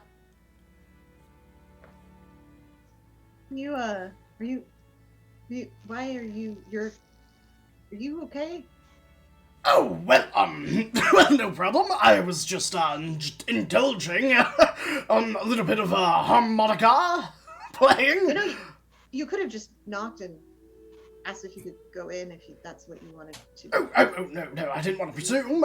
You looked quite busy. I mean, simply, that's what knocking is for. Is so you could, what, I mean, I don't mean to. Whatever. I'm not trying to be critical. What did you need? well, nothing except for the fine indulgence of company and friends, if I had any friends. Okay. But, So, speaking of that, friend. By the way, Chessyx, this is Beldis and Karis.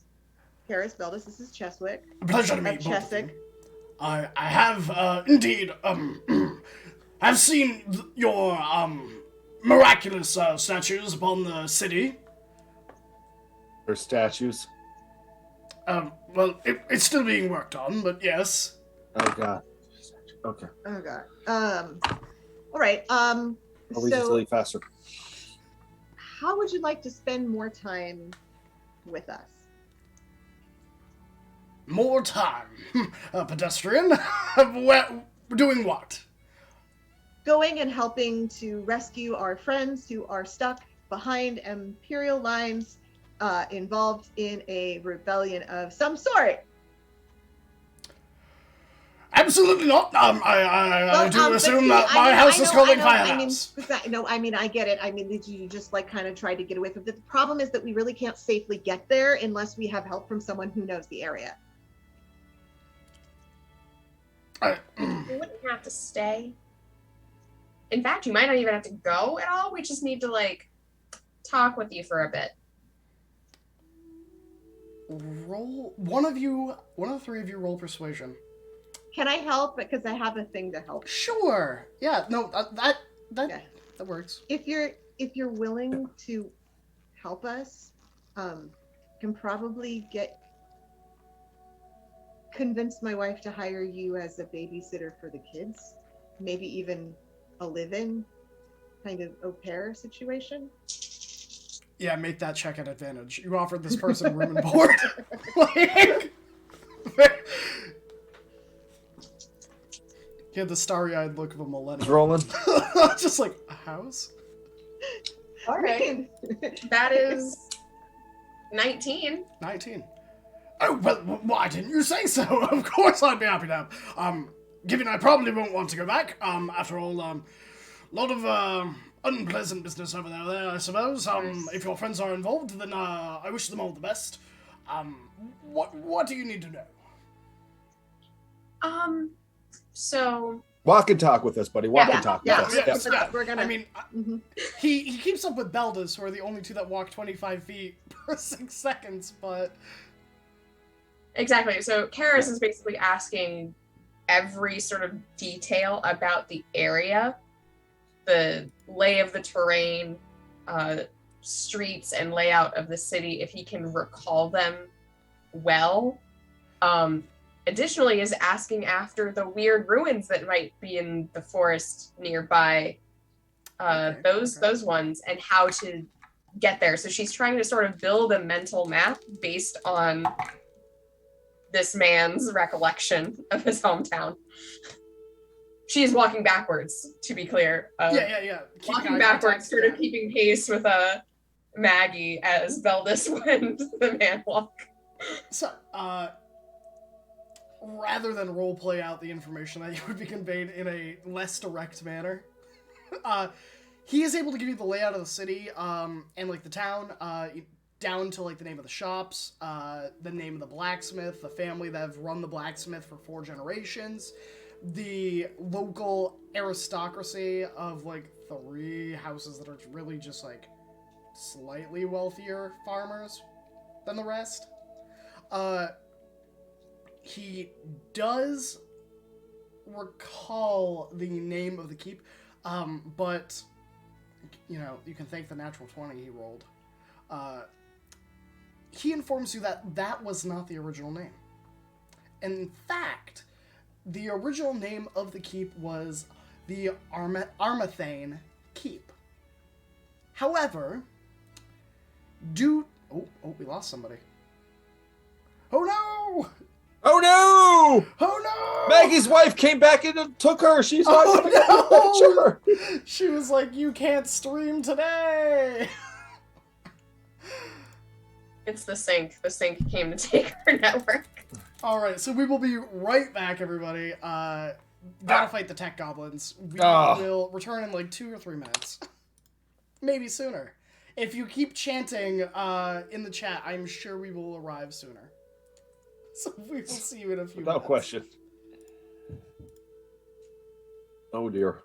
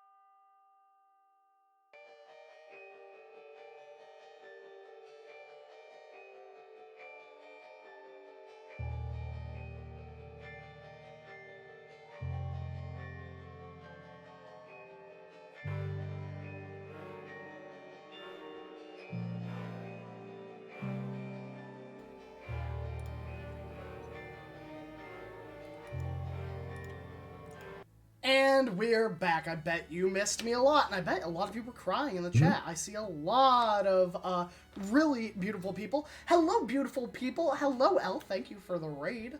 You're just in time for Anarions rest.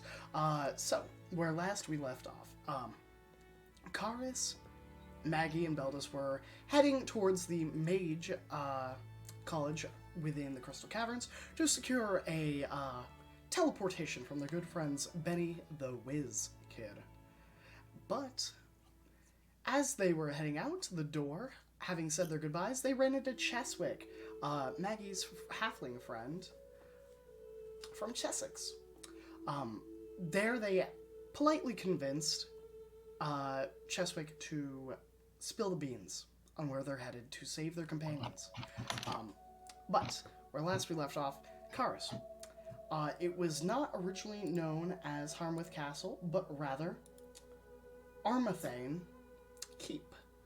However, due to the translation and the change of the common tongue over the centuries, the castle itself has been misinterpreted several times as the city-state of Chessyx is rather small and unimportant, and seems to have been overlooked quite a bit.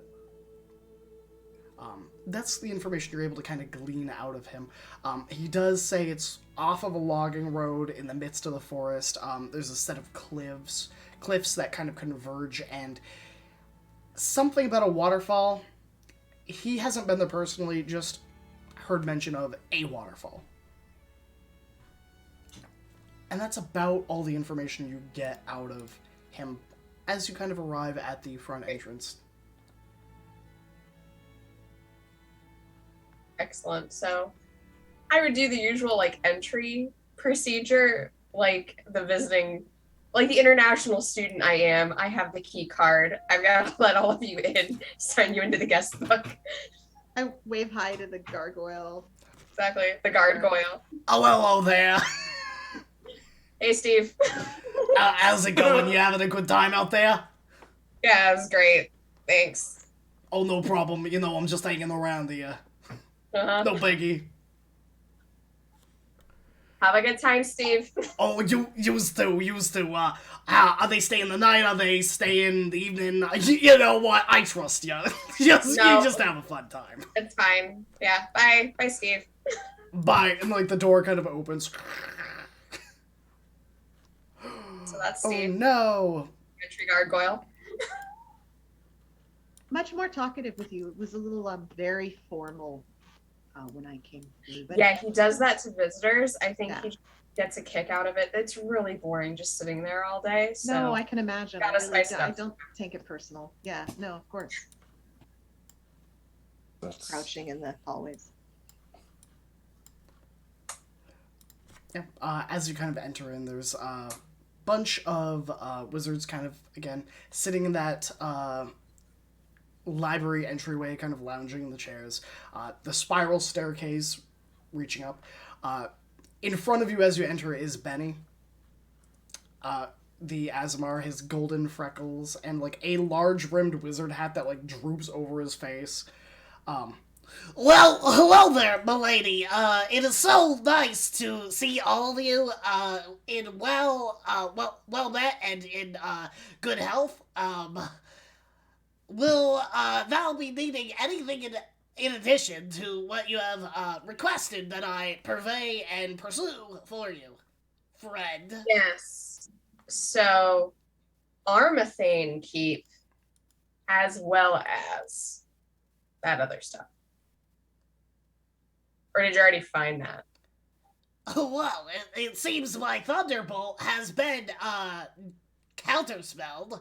I had encountered that bit of trivia, very trivial to begin with, but I did locate and learn that in my readings. Fantastic. That should probably cover all of it. Actually, is the teleportation circle that's active, right? The one that takes us to the top of the stairs? It's still going? I think so. Cool, we're gonna use that. Come on, everybody. Does Come on. that include me, or am I gonna watch? Yeah, sure. Yes, you're coming with us as well. Oh, what wonderful! Part of the group. So, So Benny, was this it? is- Yeah, they call me Betty the Whiz Kid. You don't call him that. BWK, awesome. Question: have you ever been next door to hell? Next door to hell? I can't believe to say that I have. Fantastic. Awesome. You need to hang with us for a little bit here. We're going to have a little bit more of these conversations. Excellent. So she leads them into the teleportation circle, which is a fun glowy circle with runes around the edges, as I remember it. They get in the line, they get into the circle, and Karis. Chessyx, though, did you need Chessyx to give you more information about the place, or is Yes. Chessyx free to go? I mean, Oh. this is rather nice up here. You can just continue up, like take the tour. It's kind of nice. It's kind of slick, right? Yes, I mean, as someone of my noble stature, it is a bit,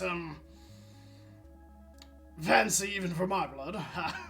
But, never fear, I've never been a stranger to danger, nor fear the unknown. Then Fantastic.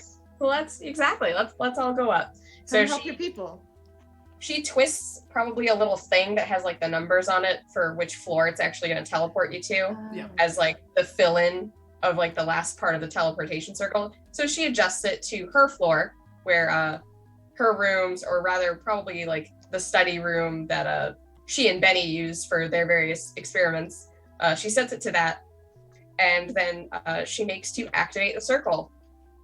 And it would probably go whoop, whoop, whoop, fun magic effects, and then DM take it away, you know? Yeah. So, like sand from an hourglass, this chalky sand as you dial.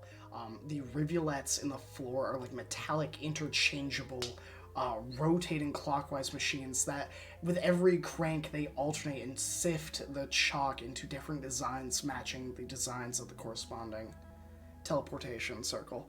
And as it all goes, you feel the latent magical energies begin to funnel, and almost like you are being stretched across the books of a page in a singular moment. You are both here and there, and then suddenly the rest of you catches up. And you are standing in a circle. The same circle, you could say, just in a different place. That felt weird. That was different. Yeah, and that's pretty much how it is pretty much all the time. So now that we know what to expect, let's file in. And she would open the door to the crazy zone of Okay. basically their lab. You're in one piece. Yes. And all the pieces seem to be where they should be. It's all. They're all where they should be. Yes. Okay. Cool. I wouldn't worry about it. I mean, the only real issues are when you don't know where you're going and don't have the corresponding sigils. Or if you want to be risky and you're like, let's see what this baby can do. No, don't do not explain Not that part to doing me. that, Do exactly. not explain that part to me. Don't. Oh, just- I need my Shoot. denial on this one. Shoots him inside, and I was like, come on. And we file in. And you enter this bit of a study. It's got maybe like 9 to 12 bookshelves that kind of stretch down, and 3 large tables that have a whole bunch of books scattered about, half opened, watermarked. There are parchment quills set in like 90 places in each book that Benny has like meticulously placed. Some of them are the ones you saw him picking up in the stairwell that he had spilled earlier, like the Normonomicon, how to have regular conversations with regular people, and the algorithmic equation of the universe. Is it all numbers? Have you ever felt like someone was controlling your destiny? Are we really in control? And various other books. There's like the history of Chessyx, and the areas within the eastern border of the Empire. There is one called History Before the Collapse, a recorded history of the spoken stories of those that were left behind. And this one has the most, and has like a red quill that's stuffed in one of the pages. And Benny like immediately goes over to the table and like flips open the book. It's like a book that's maybe like 2 feet by 2 feet, like hard cover, and he's like, ugh! Well, as you stole my lightning bolt, this is what I found when I was purveying the information available. But, as you can see, prior to the collapse, it was Armathane Castle. It was home to a cabal of paladins and druids, if you will believe it. A druidic order had worked with those divinely inspired to establish order across the material plane. There's not a lot of information on their sigils. I mean, who cares? You know, it's not magic. It's kind of boring. But what is important is that after the collapse, they just vanished. Like, they just, you know, I mean, a lot of people vanished, you know. Cities burned, towers collapsed, magic went awry, but there's just nothing left. Like, nothing mentions them ever again until the ruins get discovered, in this, remote location near logging when they were, it was in, like, 1027, that a logging group, that came down south from the Drellwood Forest, was kind of, logging in the area of Chessyx, kind of discovered the ruins, or at least the outskirts of, like, the outer walls. They never really went in, because, you know, it's scary and they're not adventurers, but what I'm trying to say is I don't know if this thing has a sigil. And if it does, I don't know it. Well, that complicates things. But I have been testing out a spell. Say more. Go Say more. on. So, you know, the Whiz Kid knows his magic, and knows his theoretical magics, and, a little bit of divination, a little bit of evocation, you know what I'm saying? I could probably, you know, make a sigil up, and then shift you with the corresponding ingredients to draw the exact sigil when you arrive, establishing a back and forth. But Why don't we haven't tested it. just go to Cheswick and then get to the ruins by not magical means? Cheswick, which may be overrun with. Cheswick, sorry. Yes. I'm getting my names confused as well with this place. All right, Cheswick. So, anyway, if we go to the town and it's overrun with agents of the Empire, is that going to be more dangerous to us versus Benny the Amazing Whiz Kids? Fantastic, and I'm assuming well-researched theory? I would never put forth anything that was not my best foot forward. I mean, I could fly us out of Cheswick if there's a lot of troops. Then we'd lead them there. Or get arrowed. All right, she's like, excuse me one moment. She's gonna pull Benny aside. And there's going to be a hushed conversation. While she pulls Benny Anything aside, for you. I want to start looking at Benny's books. Yeah. Roll an investigation check if you'd like. I want to sniff this book, and then I'm going to cast enhance ability for intelligence on this one here, because I really want to try to understand what he's doing. Sure. And that would give me And advantage so while on. he's doing that, Karis is having a heart-to-heart with Benny of, I need you to tell me the exact, like, how likely are we to lose limbs in this sort of experiment? Like, she needs the actual details of, like, exactly how bad could this be for them? What are the odds we're dealing with here? And is there any way she can actually improve them for him? The long answer is no. The short answer is you have a 20% chance of failure. Gotcha. Given hear the that? 3 of you, that's pretty good. I don't hear that, do I? No. Unless No, you exactly. Like, this is the like roll a high the passive hushed perception. conversation. Maybe you hear bits and snippets. You probably hear like, Yeah, what's my passive? Your passive, I think, is over 19. Yeah. My passive perception is 19. You probably hear anything you want in this room. It's about 20% of failure. Now, you wouldn't lose lives. You just not end up where you're meant to be. Whether that's by inches or miles, I can't tell you. But also, you know, there's like a 3% chance maybe you don't end up on the same plane, or, maybe, something unforeseen happens, like you'll lose all your magic abilities for a week. What? How does that even work? And then it's- they start getting probably into Oh, theoretical. yeah, he's knowledge. like, it's the Arcanum theory in which matter is not created, merely distributed, and magic is... It's just like, it siphons it off of you to, keep the magic going, because the magic has a set destination. Mhm. Yeah, it's like really nerdy stuff, but I think roll me a general intelligence check, Karis. Delightful. General intelligence Yeah, check. yeah. We'll see. There may be something you may be able to do, or at least Chicken. All right. That's an intelligence check, not saving throw, right? Yes, intelligence check. So that's 15. 20, a dirty 20. Dirty All right.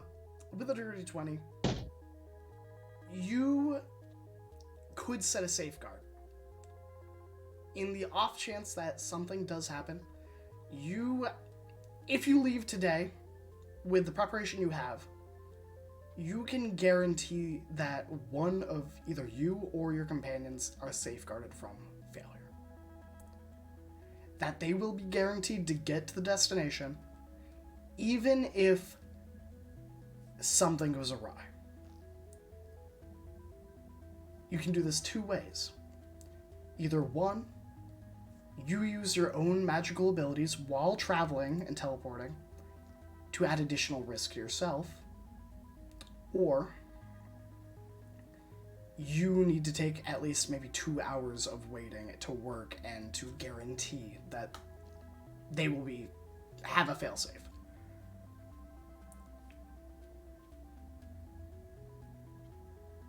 So it's at least 2 hours like reading, researching work Yeah. here.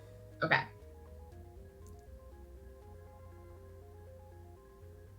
I will actually come forward after the conclave with Benny.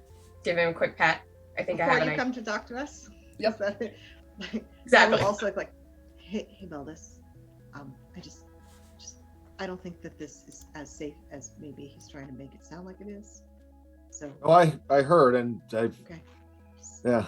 Just wanted to make sure that you heard, because I think he's getting a little carried away with his own ideas. To respond to that properly, on going through his notes there, I have my intelligence check came to a 16. 16. With a 16, you know what am I going to give you? It looks like he has done a lot of research into this in a short amount of time. It is like the scribbles of a madman that is trying to please their investors. Yep. Okay. But it does have a lot of weight behind the notes. Okay. Like, they are very well thought out and very arranged, and they seem to dictate towards different reference materials and different pages. But the problem is even with the time you have, you can understand that it is a solid plan, but it is still a rushed plan. Okay, gotcha. So now that I've comprehended that response to Maggie, it's like, well, what I can say from seeing here, there's a good beat. The rhythm seems in place. The lyrics are a little thrown together, but the band hasn't practiced this yet. So, yeah, this could be a terrible audition. This could be the next Crossbows and Barrels. We don't know. I followed followed you right up till crossbows and barrels, and then you sort of You've lost never me. heard That's crossbows and barrels very class? extended.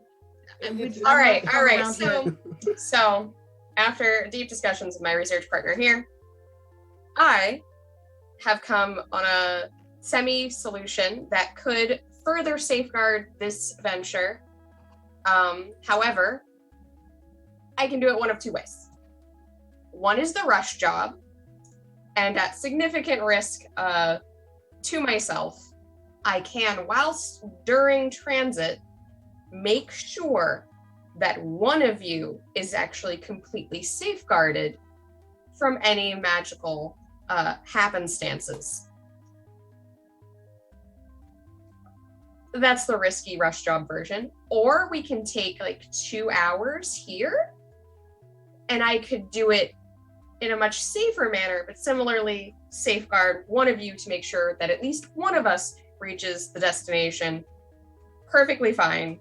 No displacement of like 20 miles or something. None of that. And no loss of magic. Like, This is a terrible idea. why? Wait, This- why do we wait? Why would we do that? I don't I understand. could safeguard you completely. At least One one of of us. us. Right. At least one. This is what? And then the rest of us have an incredibly great chance of not having anything happen to us at all, No. which means that all three It's of us not incredibly great if there's an 80% chance of success.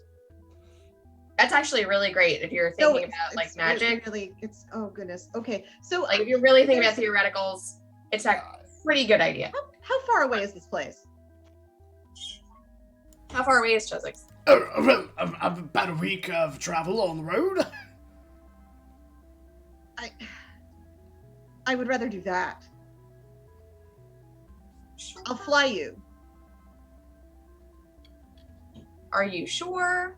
Well, are we going to help our friends if we show up and one of us has arms in the wrong place? I don't think That's so. not gonna happen. That's That would never happen. not one of the options. Are You we won't- going to help our friends if we don't get there for 7 to 10 days? My question is, can your friends survive without you for 7 days? I don't know. Great question. Why don't we Also do good. the Not safer certain. version of just going to Chessyx at least, and then I will fly you from Chessyx to the ruins? That could happen. There is a teleportation circle in this town,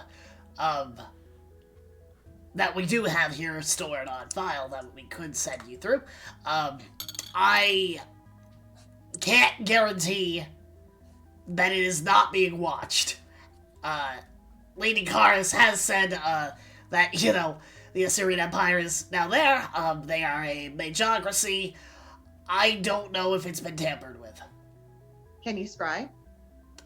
That is beyond my capabilities right now. Garrus? Let's think this over. That's a good question. I don't know. Can I scry? I think it's a level 5 spell. If you don't have it prepped for the day, you might not be able to. You're in I a tower bel- full of wizards. Yeah, I believe Benny has scryed, just Benny doesn't have another 5th level spell slot today. Indeed. I do not have it prepared. Yeah. I don't- So Benny does have the capability to cast it, just not right now. So, Yes. if we think this over for a second, the Assyrian Empire is there. They're going to probably try to secure that area, or at the very least, turn into their use as best as possible. A teleportation circle, There if is it a works.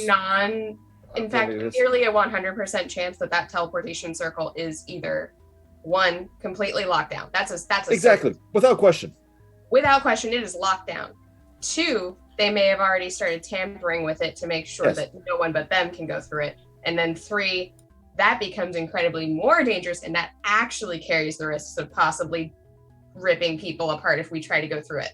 Oh yes, because they'll most likely use horses in that scenario after they capture us and figure out what's going on. And if they recognize you on top of that, we'd be absolutely no. consumed. You're But- very hopeful. No. That It's- doesn't matter. The point we're getting at here is that it is likely a closed option for us to travel through. Therefore, the quote higher risk portal, as Benny has indicated here in these notes, may be the safer alternative versus what we walk across, and safer for our friends to get there in a faster means if necessary. Lady, sorry. There is- You did prefer not to do that. Maggie, Mm-hmm. you're a druid from what I've been told, right? Mm-hmm. Do you, I've heard druids can teleport kind of as well, right? Well, yeah, but I have to be familiar with a tree in the area. And What if sleep on it. what if I teleported a tree? I love the idea.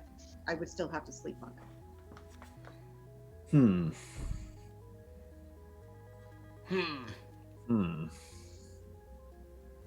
What if we send one person who I safeguard first to put the sigil down that Benny creates, which then makes all subsequent teleportations infinitely safer?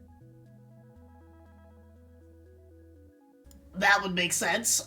It would be a guaranteed teleport once the sigil's down. Does that sound good? And she looks to Maggie. Do what you can. It's hard because, you know, I don't have power over any of that to do anything. You know, I don't have any. It's just very helpless. That's all. That's all. It's. You don't have to go first. I'll go first. Baby Belvis? Yeah.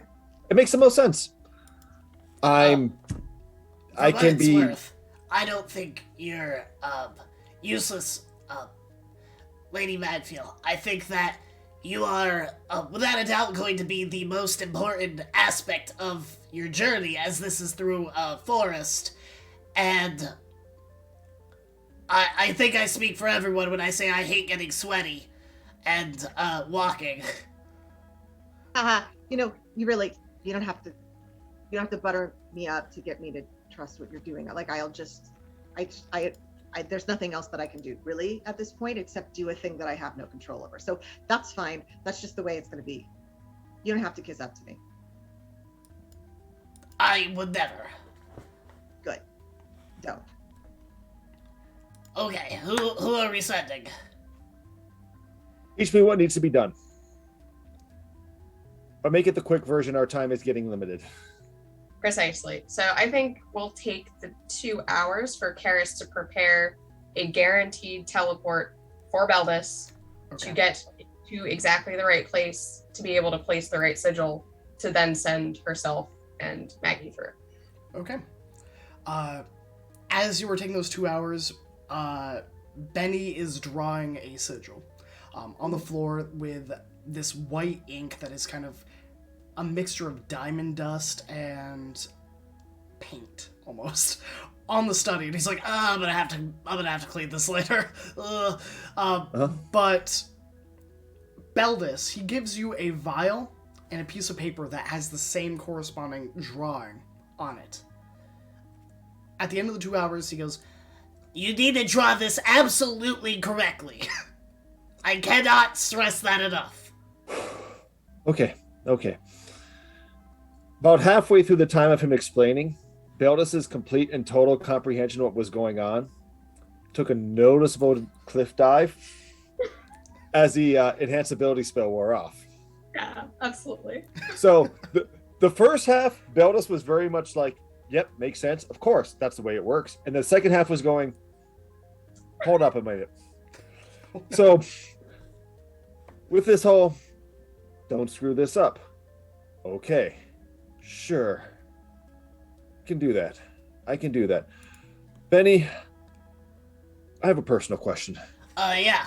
And I need you to be 100% honest with me here on this. What has ever given you the belief that I am not 100% honest all the time?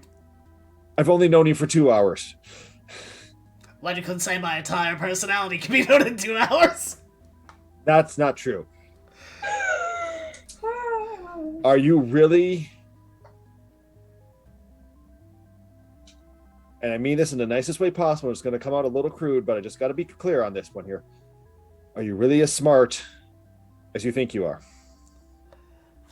One doesn't just get into the mage college because I can cast a few cantrips, okay? I'll have you know I'm pretty talented in the arcana. Karis looks reluctant as she has also been brushing up and been studiously researching. Yeah, no, like, he's good. That's fantastic. Okay. And her Benny? hesitation was more like she was like gauging She was like, "Do I give him the Benny compliment?" to like make sure she didn't like say too positive a thing for him to like flip out. But she Benny, does say good with a certain conviction of like, he's good at this.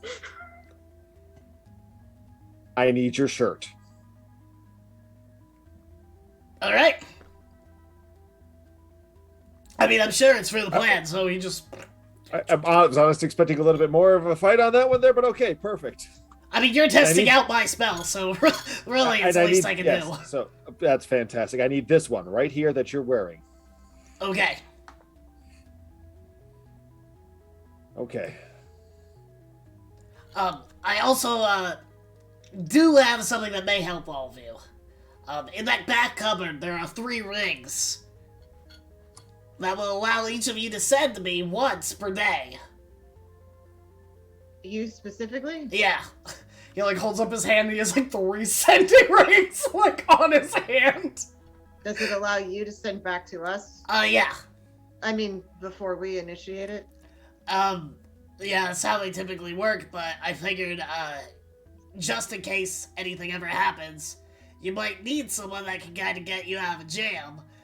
You know, part of the team. Absolutely. Karis is noticeably like just bowed her head for a second. She knows exactly where those urges come from. Oh yeah, I mean Benny can send you anytime. Exactly. He This can is send Benny me giving anyway, you the so, like, ability. He put you on his family does plan. it matter if I take the ring? Obviously, it's like a gesture, and she's like weighing the. Do I take the gesture? Is that gonna? I'll But take she a would ring and put it in my encourage pocket. both Maggie and Beldis. You should probably take Dell it. just grabs the ring and puts it on. Yeah. Well, it's in my pocket, not on my finger. Testing. 1, 2, 7. It is a ring of sending.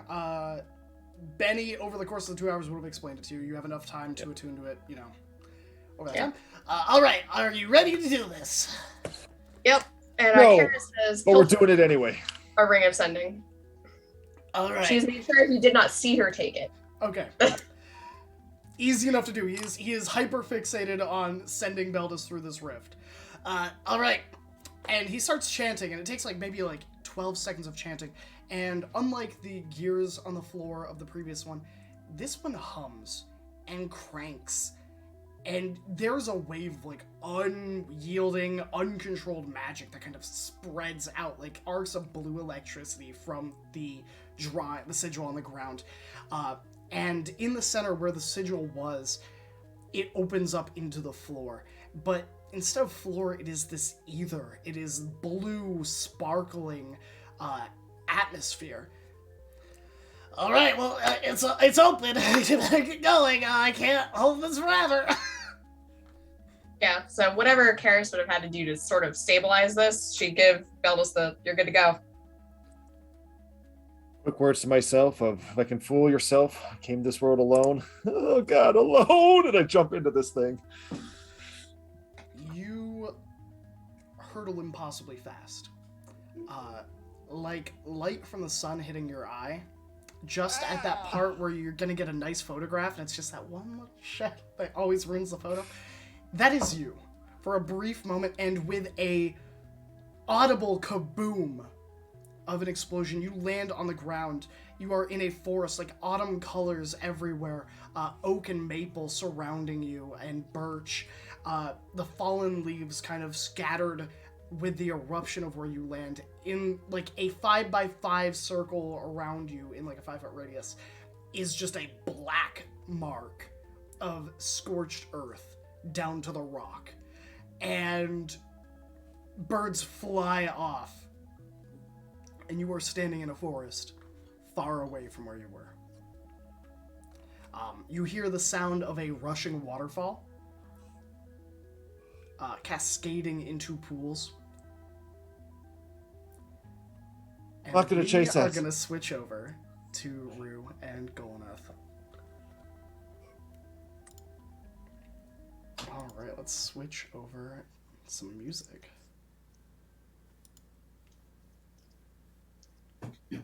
I know- Derpy derp. Well, that one didn't want to work.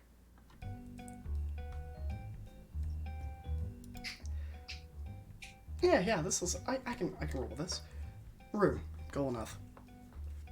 You arrived at the waterfalls about an hour and a half ago. Your small caravan in the wagon going through the autumnal forest on old logging trails that have long been distended. You arrived into kind of this clearing. It's about 30, maybe 60 feet by 30 feet, without trees. And in front of you is this cascaded pool with rocks jutting up of like granite and marble, and the waves of water coming down from the waterfall kind of collapsing on it and then kind of rippling and solidifying. The waterfall is a large cliff. It is maybe 200 to 300 feet across this ravine coming from a river up above. As you kind of arrived, Adalion kind of pauses you as you arrive. Well, we're here. Looks like the wards are in place. That's good. All right. He takes a look around and moves over to one of the trees. And you see him pull something out of a false container within the tree, and it's like a amulet.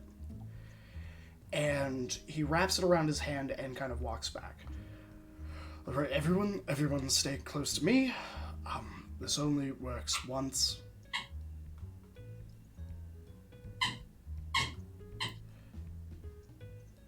And everyone good? Anyone have questions before we do this? What do you mean it only works once? Like a day, an hour? Like, we have to make month? a new amulet and recharge it. So what about our friends that are coming for backup? How are they gonna get in here? I'll post a lookout and we'll have another one charged by then. You said you don't know when your friends are coming. Yeah. You understand precautions have to be taken. We couldn't have numerous of these around. Alright, that's fair. Alright, and he walks forward towards the water, like right where the edge of the water meets, and he holds the amulet aloft and walks onto the water itself.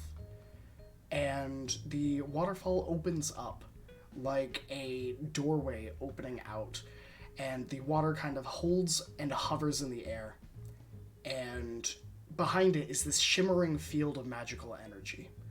It is like glinting purple starlight hanging in the air, and a solid door kind of carves itself out and comes from the stone up, kind of fabricating itself, and opens, and past it is this valley behind, almost built into the cliff, and this keep.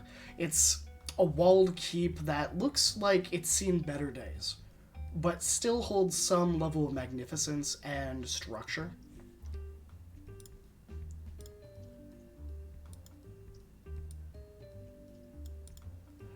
And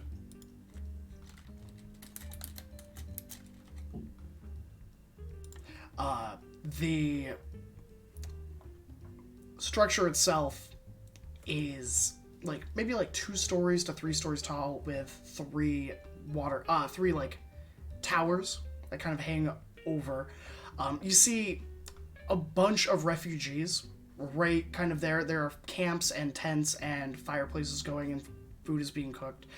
You see men garbed in that same gray and light blue that Adalion is kind of wearing. They look to be kind of patrolling and just ensuring wards, checking. There is a sense of these guards are taking care of the refugees. They are checking up on families. You see a family actually getting reunited with, looks like 2 wives are kind of being reunited, and they've kind of must have gotten separated, and one of the guys is like, we got her in the latest one. And Adalion turns to you and goes, Welcome to the Resistance. It's not much, but it's home.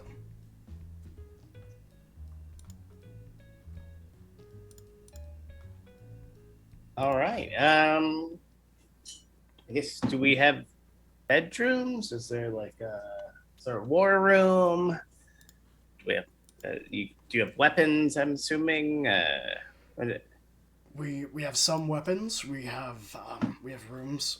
Not many, but we do have rooms. Do you by chance have a way to teleport in? Because I think we've got somebody who could do that on the other side if you have it on this side. You'd have to talk to my 2 wizards. They're the ones keeping emotions to like the purple glinting starlight kind of veil. They're keeping that up. I don't know if there isn't the ability to do that. I'm not a magic user myself. But if you go seek out them, Chessyx and Daxelton, the name of the 2 wizards, you'll find them in the study. I head that way. All right, the wagon follows. Blossom follows behind, parks the wagon, and just kind of stays with it, checking up on people. Rue, are you going with Golaneth, or would you? I think, yeah, she would go with them, but not before casting Create Food and Water in wherever an area they have like food prep, just in case people are hungry. So that's I believe 30 gallons of water and like 45 pounds of food, 30 gallons of water. Food goes bad after 24 hours. The water is just water. Okay. Yeah, they are very receptive. The refugees and even the troops kind of dig in and kind of set up almost like this feast. Given, it tastes like paste. Yeah. But it is nourishment, and it saves them from having to go out and risk themselves. Yeah, she'll be like, yeah, smoke him while you got him. Food only lasts for 24 hours, so I gotta go see a wizard about a circle. So, bye. You set off towards where the wizards were pointed out to you.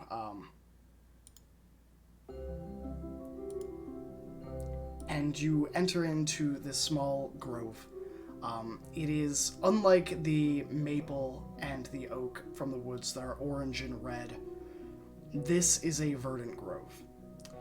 The water from the waterfall seems to have pooled around this almost like makeshift island, with flat rocks leading to the center. And there's a single table and a single tree in the center. And there's a halfling that is shaking a finger at the other individual, while the other individual is holding a orb in their hands. It's like a hefty orb that kind of crackles with fire on the inside. And you just hear, "Now, Daxelton, I told you you can't be doing that much magic. That is a waste of your resources, okay? You hear me? If this was a fight, you'd be dead. You know how I know that? Huh? Because I've been in a fight." And the Aarakocra kind of like ruffles their feathers.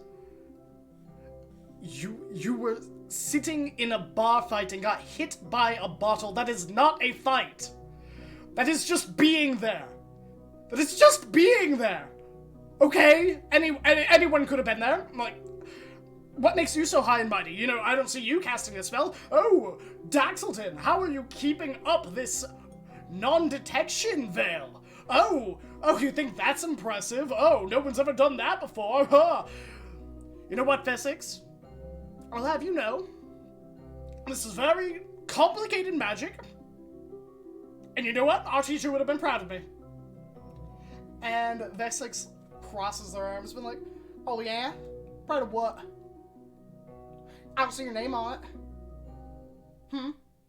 I mean, what's more of a spell if it ain't big, ain't flashy, don't have your name on it? I mean, you got Mordenkainen's hounds, you got Fireball. Hello there. Hello there. Hi. Hi. Hi. Quite the setup y'all got here. Yeah, we found it like this a little bit, but you know, it's pretty good. It's pretty good. What can two powerful wizards do for you? Yeah. What can we do for you? And when will they be here? Yeah, sorry, we didn't mean to interrupt your talk about Mordecai's balls, but we need a teleportation circle, if you could do that. I mean, we could. Do you want like the nitty gritty of how we could do it or how we can't do it? Okay, so here's the situation. Okay. You have a multitude of Assyrian Empire soldiers Yeah. barreling this way. Oh yeah. We have friends that we need to get here to help assist y'all. I don't know how long you think your veil of hiding or veil of undetection is going to hold, and I'm sure y'all are pretty powerful wizards. I'm not so sold. I mean, Semantics. the real problem is, and you see the halfling look at the Aarakocra. The Aarakocra is like this raven-esque Aarakocra. The halfling is got bright pink curly hair, and is dressed in like flamboyant, flashy like orange and bubblegum pink. Does not mesh. And now, the non-detection that we have up prevents us from teleporting in or out. So, I mean, we'd have to drop that to teleport anyone in or out. Like, that's the point of not being detected, is that no one can get in. No one knows you're there. That's the problem. Now, not saying we couldn't do it, just saying, you know, it's like math, you got an order of operations. You know, you got x plus 2 equals yx, and then, you know, but only when 2 is x. Does y not equal 0? So all I really heard was that it could be done. I mean, yeah. Let's work on that. Okay, let's okay. You know, I like it. Who are your friends? Like, I don't know you. Well, I don't we know who just you say- work for. I don't know. Yeah, you know, that's understandable. So I'll back up. Adalian, Rage Fiend, and a few of his friends, and I'm sure friends of yours as well, were in an altercation with some Assyrians in this one that's called the Inquisitorius.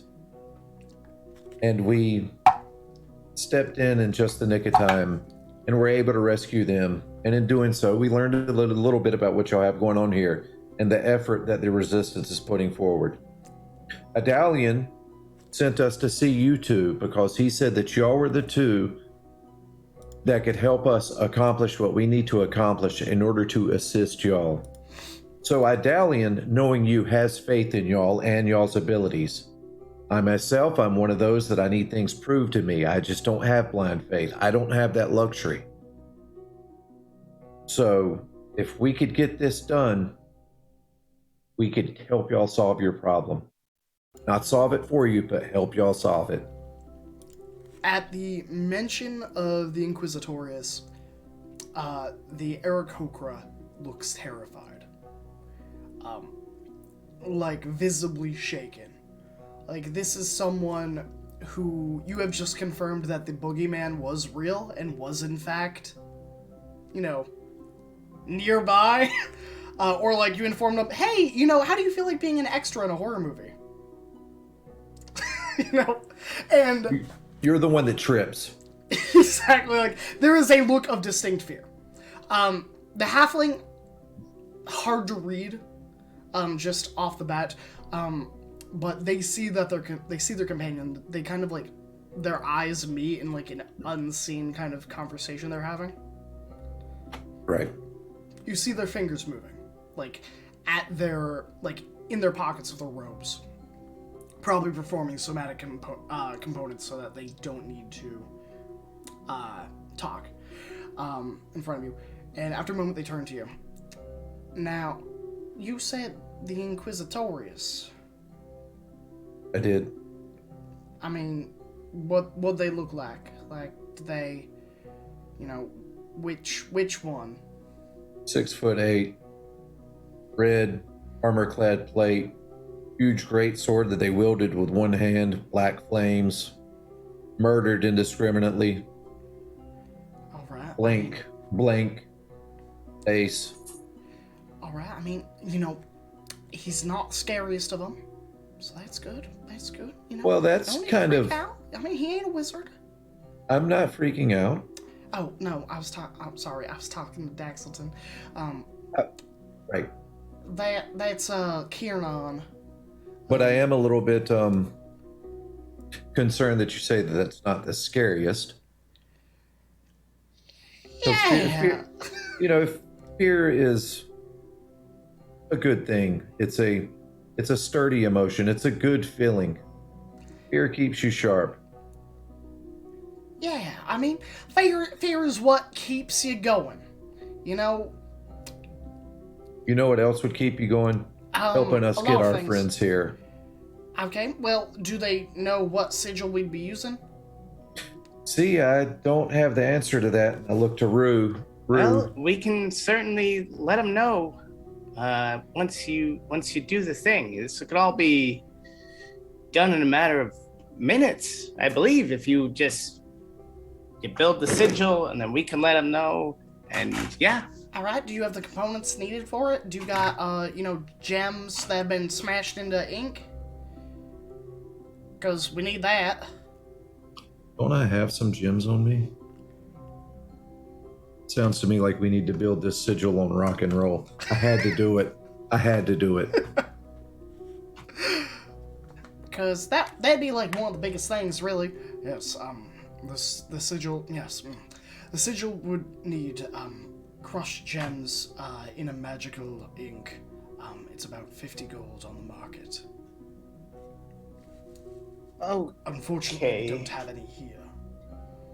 Well, all right. So they have a place maybe inside the city that there's a ring of teleportation, and they could be heading there. Do you have any way of actively communicating with that area? With what area? Where the ring is. I'm sure there's in this small town. There's only one ring, right? What's that thing? The ring in the town. Yeah. Well, we haven't been near it in quite a few days, actually. Once we got wind that the Assyrian Empire was making a move, we ran. Well, we've been running for a while. Yeah, we've been running for a while. I mean, our teacher went on the run, then we kind of got intimidated and scared, and then we were on the run. Y'all didn't think to bring components to make a fucking teleportation circle? Like, that's like your main job, right? These are great wizards. They had other things to worry about. I'm sure. Fucking wizards! Like, Jesus Christ, I'm sure this veil takes a lot. I mean, we're talented wizards. Just teleportation circles ain't our thing. I am good at blowing stuff up. You want a fire that's gonna reach the sky? I can do that. And my friend here, Daxelton. Now, Daxelton, illusion magic all the way, and abjuration even. It's just not what we studied. Okay, on top of that, we can make a sigil. We need to go and get some gems. The problem is it has to match a current existing sigil somewhere else. Fuck. There's no way we can find out what sigil, if they even have a sigil. I mean, who are your friends? I mean, maybe we know someone, or you tell me where they are. maybe I can send someone nearby. Like, we got contacts. We can Rue, reach out do to you know where somebody. they are? They are in the Crystal Caverns. I believe they're. I think they're at the wizard school there. All right, and their Or name? is there a school there? The name of the wizard school? No, like the name of the person at the wizard school. Karis, Baldis, This- Magus. No, Maggie. I just wanted to rhyme. I'm sorry.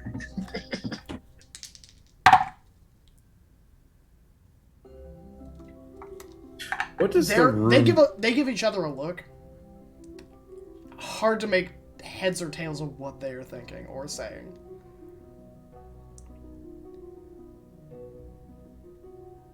All right. Well, you know what?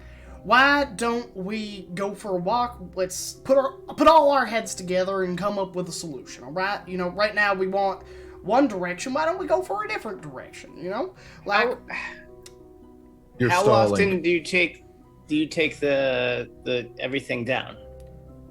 literally never. Like we literally do shifts to keep this up 24/7.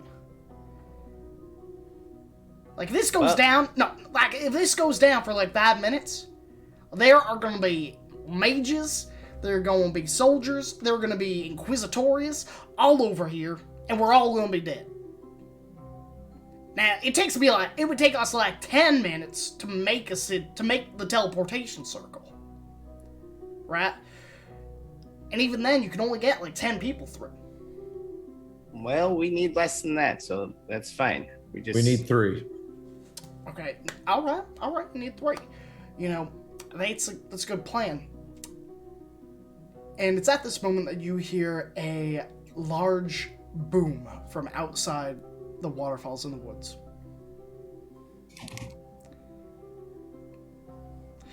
Oh shit!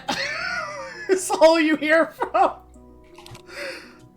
Well, they may have found us, so looks like you should have put that teleportation circle in sooner, chap. And she will give Chessyx the handshake that only halflings know. Oh yeah, And the say, halfling handshake. yeah. And say, good luck, and walk towards the sound of the boom. All right, and like the two of them are like starting to like draw wards on like the walls, and are like in panic mode. Also, thank you for the raid, everybody. Heavy sigh, turn around and walk out behind Rue. All right, Beldis. A few moments pass, and you know, Rue, Golnath, would you go outside of the waterfall with a medallion? If you know, with a new medallion? Yeah, if they want to go outside, but yeah. I think him and maybe like 5 or 6 men go out all at once, and they invite you as well, and you see Beldis standing At this there. point, standing there, catching his breath, and then he brings his hand towards the ring. I've arrived at the location. I have everything intact. I look around. Do I see a castle? No. You see a waterfall, and you kind of see like a gate that's kind of opening as these individuals are exiting the waterfall. I think I'm about to make contact. Hold on for further updates. Copy that. I am holding on for further updates. I am glad that you arrived all right and are making first contact. Over. Betty the Whiz Kid out. Over what? It doesn't go through because it only works once a day. Oh, God. Beldis Whoops. just repeatedly whispering and like talking into his ring. Just like, why did you get my message? Helen, well met. Come you under peace or?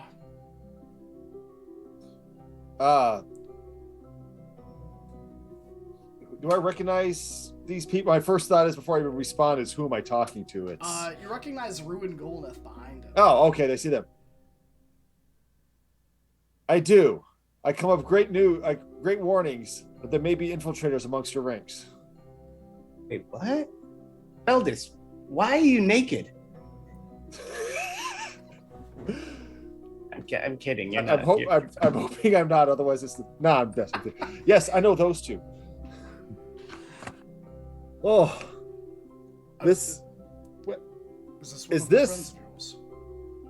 Wow. My fingers feel a little weird from all that travel.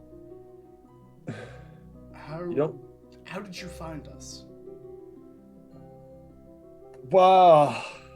Lore, stories, research, a fantastic jet named Benny, and Rue screaming into our ears that they're running to the harm with the castle.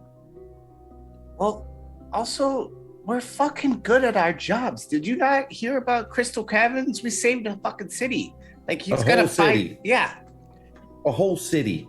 Beldis, come on, get inside. Where's everybody else? What are we doing? Okay. I have to lay down this mark on the ground for them to get here safely. I can't screw this up. Where can I put this? I look to Rue, and then I look to Eldest. I'm like, and then I look to Idalian, and I'm just like, shouldn't we put this in the city? Isn't that what we went to go to see the halfling and the Aarakocra for? Dax and... You went to go see them because they understand magic, and I don't. Fuck! So, what did they tell you? Rue, did they not say that they could take the veil down long enough to get someone through? Second. Yeah, let's put it inside the tower. But first, do you have gems that have been ground into ink? Apparently, that's what we need. Yes, I do. What? And it does. The image is in my head. I know what it's looking like, and I'm trying really, really, really, really hard here not to screw this up. Clentu for Rockton Nictu. All right. Let's go before he forgets it. Let's get inside. We'll drop the veil for a second after we make contact. Okay. Does it need to be inside? Could we put it outside the veil so Okay, worst case scenario we could get, if we're ever under siege, we could get out and get behind the enemy? Well, see, here's the thing. If we put it outside the veil, our friends could either appear at a time when there's an invasion already happening and be at risk, or if there is an invasion and it was inside the veil, we wouldn't be able to use it then. Or outside the veil, we wouldn't be able to get to it because it would be surrounded. You're right. All right, come on inside. Inside's great. Gregory, Jim, Anna, do a route. Make sure that there's no one watching. And, like, 3 of the guards kind of like nod and like start slinking off to like do a huge route. And he leads you inside to the kind of the valley with everything going on that was described prior. And by the way, Beldis, it's good to see you. Yeah, great to see you as well. Clentu for Rockton Nictu. Okay. We got this, no problem. And I'm holding it in this really awkward fashion where, I know that this is one and done, and now I'm just probably making myself more nervous about the whole situation than I have to.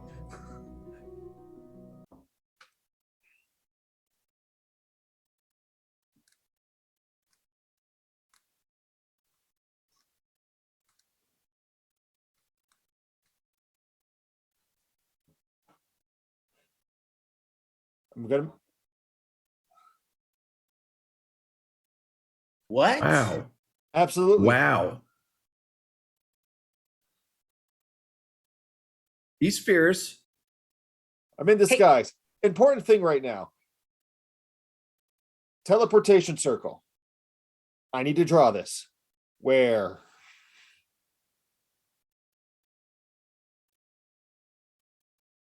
Fantastic.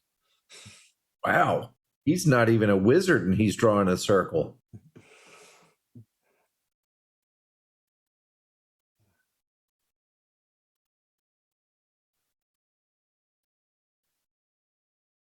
I mean, he's a dwarf. So easy. Sleight of hand check. Is there anything I could do to assist?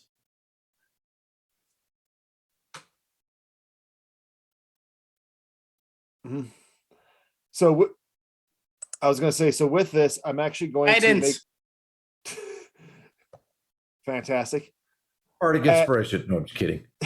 I checked. I can't give it to myself. However, I believe I can give myself skill empowerment. Where's Blossom? Blossom!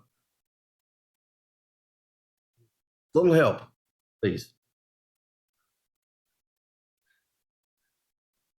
Not me, the dwarf.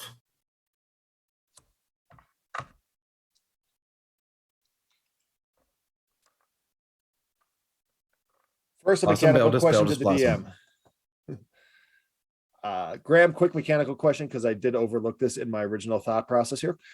To use skill empowerment, I can only give it to a creature myself in a skill that they are proficient in.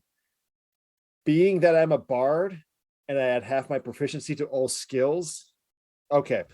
In that case, then yes, I will use skill empowerment on myself. I am now an expert at this particular task. Okay. And you said you wanted a sleight of hand? Okay. So +4, +8, +1, so +9. +1d10. And I heard a gadget thrown in there. And a 1d4. Yeah. Man, I am really, really glad I took all that stuff. So the guidance was a 4. The bardic inspiration was a 9, so that brings us up to a 13. My skills, which are another +9, bring us up to a 24. And my dice roll was a 1.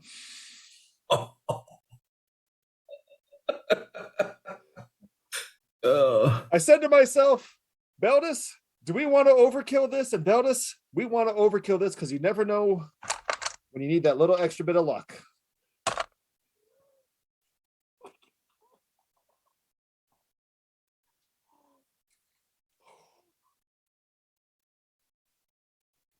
Wait, I had an advantage.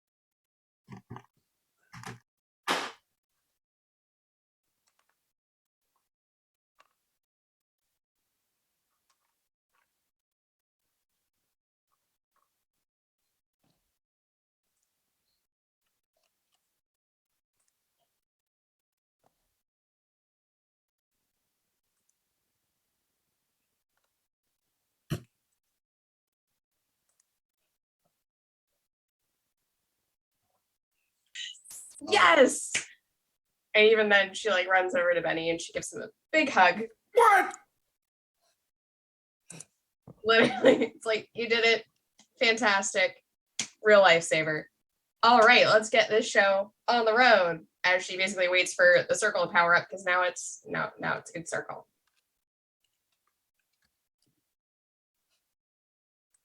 Oh no, you're muted. There value in just having them come back here instead of all of us going there now that you've established a connection? Can you do that? I don't know.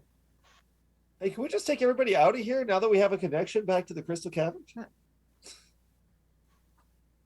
You know, I don't know. I have one sending left. Should I just talk to him? I'm just gonna talk to him. Hey, Beldis. You want to just go ahead and get everybody through the teleportation circle back here to the Crystal Caverns, or do you want us to come to you? I have no idea how many people are here. I have no idea how easy it is for them to move. Probably better you come here. We can evaluate later. Right. So he says he doesn't know how many people are there. And it might be more complicated to start moving everyone. I mean, initially I thought we meant just like our people, but misunderstandings, understandable. Yeah, I mean, you're right. I did just mean our people. We but should when get we were there talking and about it, we like assess the probably should address situation. them, yeah. And that's his expert opinion. I'm all for it because now we have a safe way in and out that is not controlled by the Empire. It's great. Love that for us. So we are already well ahead of this game. So ready to go? Yep. All right.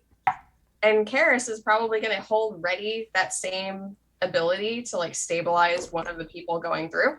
So And you won't have to with this. As it is now an established connection, it's guaranteed. Cool. There's Sweet. no risk of failure now that it has been signed on.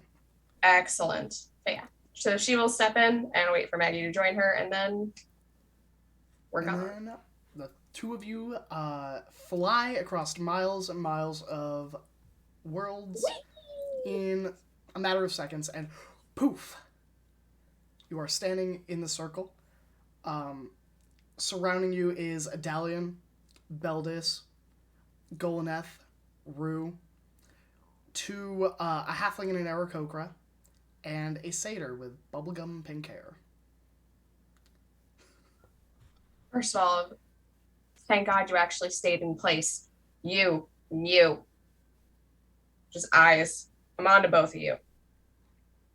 Can we what? Stop playing Can we- shit. Stop moving around. Can I we go do in- a group hug? It's been like months. I go and sneak and hide behind the halfling wizard.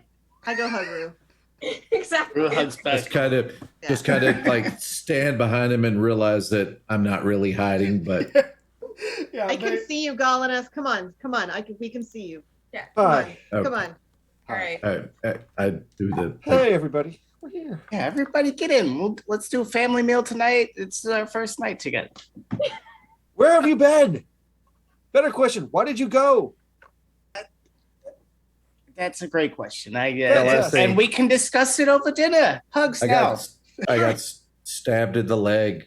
I mean, you know, I Stabbed in the leg? Who Of course. stabbed you? I just kind of look at Rue judgingly. No No one one- knows. No one knows. It's one of those. Why did you stab Golaneth? Because Okay. there's definitely an indication in that question that Karis is like I would stab Golaneth. to be fair, we all know most of us would have stabbed Golaneth at one point or another, and probably for justifiable reasons. That tracks. Yeah, there is a method behind that madness. I'm now hiding behind the Aarakocra. The two wizards are staring daggers at Karis. Daggers? Does she recognize either of them now that she's like looking in that direction? Yeah. These are Oh, yeah, two she of goes her like- students. Yeah, she goes fucking pale. And she goes, There is a look on their face. Maggie, you have a high enough insight. You pick this up almost immediately.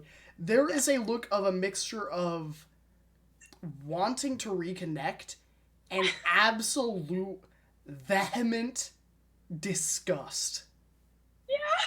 That is shot at Karis. I go stand behind Karis and give the absolute best mom, like don't be a jerk to this person that I care about sort of look. Yeah.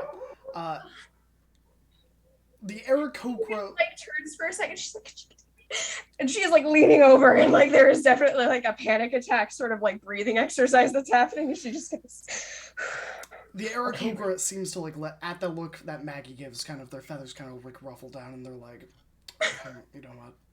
It's not worth causing a scene. I'm going to just welcome to the Resistance.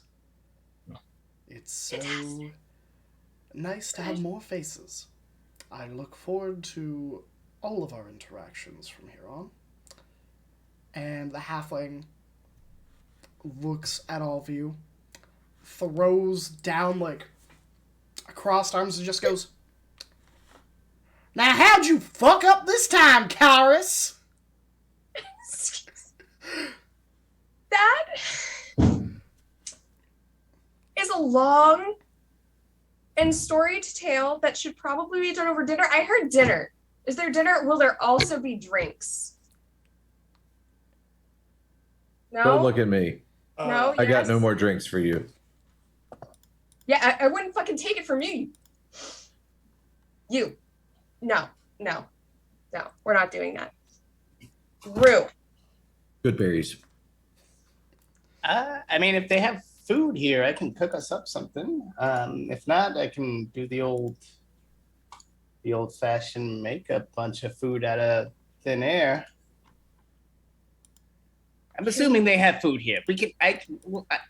I'll go talk to somebody and she'll walk off. And Yeah, Adalian's like staring there, like looking at all these people, like, yeah, we do have food. Yeah, you know what? This sounds like a celebration. We have heroes in our presence. Joining the No. That's not a thing. No. That's fine. Just food though. That'd be great because this is gonna we're not heroes, but we're better than a fucking dragon. And she looks at Chessyx. Chessyx is like, ain't nothing better than a fucking dragon. All right, I'll tell you what. Yeah, I'm with Chessyx on this one here. I would prefer the dragon in some kind of. Hi, we're back. You're back. We're together. You all look like you maybe need to talk a little bit, so follow me. I'm going to escort you to a room. It's the war room. You all can talk. Knew there was a war room. I'll be back in a bit. Adalian, where's the commander of your troops? Well, I'm the commander now. There's no one else left. Troops? Yeah. Your volunteers. This is a resistance, so. Well, what's left of resistance? Not everyone's from Chessyx. And he kind of like points to some of those troops that are like helping a family that are like cooking over a fire, and he goes, "There. That one over there is from Amberburg. Syrian Empire conquered his city months ago." Points to two women wearing the garb, kind of sharp. One's sharpening an axe, one's tightening a bowstring. Darrowford. They razed it to the fucking ground. And as he's walking you all to the war room, he is pointing out more and more people. Not everyone is from Chessyx. This is like a collaboration of people who have been on the run over and over and over and over. You can get a few of the families out tomorrow. Just not a lot, but a few if we end up staying. Okay. Wow. Well, I'd be in your debt. We've been smuggling them along the routes to the Crystal Caverns as much as we can. Well, now we've got just a straight hookup. We can send 10 through at a time. Right, and I can do probably around 10 more. Well, we have about 150 here currently. That's just refugees. More than doable. That's, well, if we're sending 10 through each time and we're just keeping the line moving, well, we could be done in, what, like 2 2 weeks. hours? 2 hours? Something like that? Families first, except for fighting age folks, those that want to volunteer. We might want to consider sending some people who can fight on the other side, just in case, to protect the other. It's just a room in the college. Yeah, but I might want to call somebody about that. I don't know if there's spies in the city. I think the city is much safer than the people here at the moment. And not just that, like, they're not going to be where I was for the past however many weeks that was. How many weeks was that? Graham? How many weeks was I at that college? You were there about 2 to 3 weeks, I believe, is what the time was with the time skip for Rue and Golem. Yeah, so roughly a month. Like, I was there for a month, and I'm kind of on the run from the Empire. I feel like someone would have noticed by now if there was someone at the college. But the landing zone is a classroom, kind of technically ish. It's a study room. So they'll appear in a study room in the middle of the Wizarding College in the Crystal Caverns. Currently, Probably could have picked very a better deep place within to the have done that. caverns. Oh well.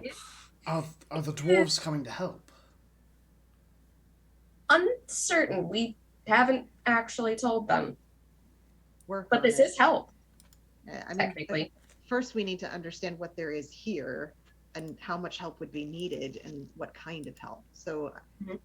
we need to learn a lot more about the whole situation. Well, you know what? Isn't my point. Let me give you the rundown then. All right. The Inquisitorius, sent by the Assyrian Empire, their personal guarantees of success through whatever means necessary, their best agents. One arrived about a month ago. We caught wind that he was on the way beforehand and were able to get most of the refugees out, knowing that wherever an Inquisitorius shows up, well, the Empire is soon to follow.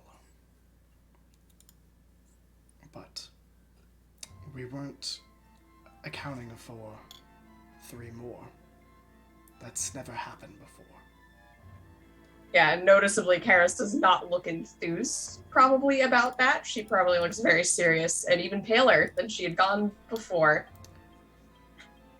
Usually they're underhanded. Usually they don't get noticed. This was different. I watched as we attempted to waylay them and to escort them out of our city, back to their empire. I watched one of them tear the very soul out of the captain of the guard Oh. and destroy it. I watched as the second one ripped open the throat of the lieutenant and rip him in half with their bare hands. That's not something a human can do. It's not what anyone should be able to do. And they have been hunting us ever since. Every time me and my men and women go out to get refugees out of the city or on the road elsewhere, they are not far behind. There were 300 of us 2 weeks ago. I now have 36 men left. Fuck. Who are they? The Inquisitorius who've come, who are they? We've only been able to identify one. Kiernan. Was that big fucker in the field, the woods? Yes. Do I recognize this name? Yeah.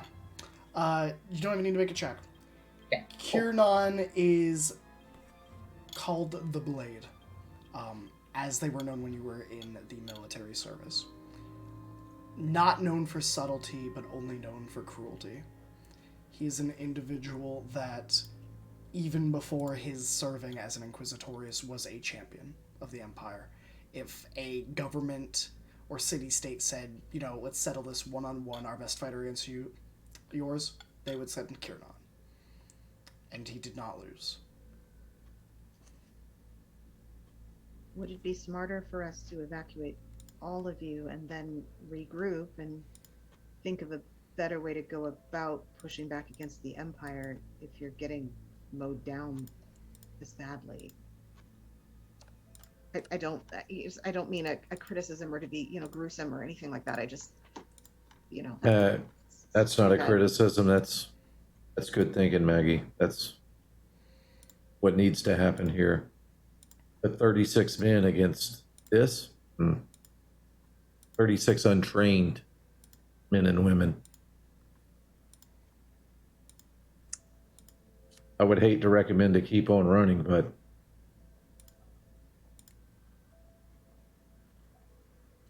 At what point will we have nowhere left to run to? There are a lot of refugees in Haven, and if some of them knew that there were people fighting back and had help training and equipping, they might want to go fight back. And people from the Crystal Caverns might want to help. And I mean, there are ways of rallying help, but getting cut down person by person by person isn't going to help anything at all. You might. I've got ideas. A few ideas. But all of them do rely on us pulling the majority of your forces, and especially all the non-combatants, out of this location to the Crystal Caverns. Whatever the case, they are safer there than they are currently here, and will continue to be so for longer, and that will give us more time to give you better plans. And the Crystal Caverns is going to be a much better base of operations for the near term for this entire effort. If we have enough coin, I may be able to. I may be able to get some people on board who can fight a little bit. I'm assuming, Graham, from the bell, I wouldn't be able to get word to Sprite, would I? Or does my... Hard to tell. You may be able to get a message to Sprite. It is less a matter of if you can get a letter or a message to her. It is more of whether she is going to answer her. Right. Which will depend on what you say, probably. But it is not unreasonable that she may assist if you word it correctly. It would probably align with her interests. Right. I'm thinking we could get everybody out. We could lay a trap. And a trap out here, in a place where people do not live and would not be residing in. Would be a lot better than a trap in the actual town that we kind of want to say. Yes. Feelings. We could do that. My worry is I don't know why they're all here, what they want. I'm more worried that there's something that they are here to. Chessyx is a nothing. It's a nowhere town full of farming. The Empire doesn't need more farms. It's already conquered what it needs. And so why is it here? Can I make an intelligence check? What would you like to glean? I want to see if I can figure out what the Empire might be looking for now that I know this wealth of information about this tiny little podunk town and its nearby weird keep that was inhabited by paladins and druids. And just think, sort of, if they're looking for something, what would they be looking for? And would it, I guess, be reasonable to think they're probably looking for this place for some reason? Sure. Roll me an intelligence check. It's going to be a fairly high DC. Sure. We love to see it. You guys are like level 12, level 11, level 13. Like, I can make high DCs now. 11. You sure can. I mean, I'm happy to be 13. Also level us up. Yeah, that's not a problem. Like, we're level 11. Maybe if you guys didn't split the party and cost me 2 sessions of getting you back together. Maybe. Harsh. I used my D6 Harsh but true. because I wanted to. So that's 18 plus 5 is 23. 24, I think. No, 18. 23. You're right. No, You're right. 23. I'm bad at math. Yeah. That's why I set high DCs. All right. So, with a 23, you recall? And then the paladins and the druids all vanished, and nothing was ever said about them again. That kind of echoes in your head for a while. It's like, that's weird. Even, like, powerful druids can pretty much live forever. And even a paladin order is usually passed down, whether it's hereditary or through, the beliefs that they had. Where did they go? Why did they go? What importance did they have? You're going to need more information. Not all the clues are on the table, but that is one avenue. Another avenue could be they could be looking for magical ley lines. This could be them setting up for their next big war. To utilize magical energies to go after any nearby city-states, burn their way to the Crystal Caverns. It's hard to tell not being in their ranks for so long.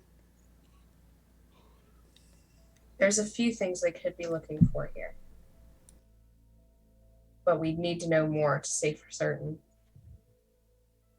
Spoiler alert, none of it's good. Just gonna throw that out here. What do you know about this place? Have you found anything about the original people who were, in it? The paladins, the druids? Well, not as much as we wanted. It wasn't really in our forefront of priorities. It was establishing watches, the Veil, getting whatever wards we could activated.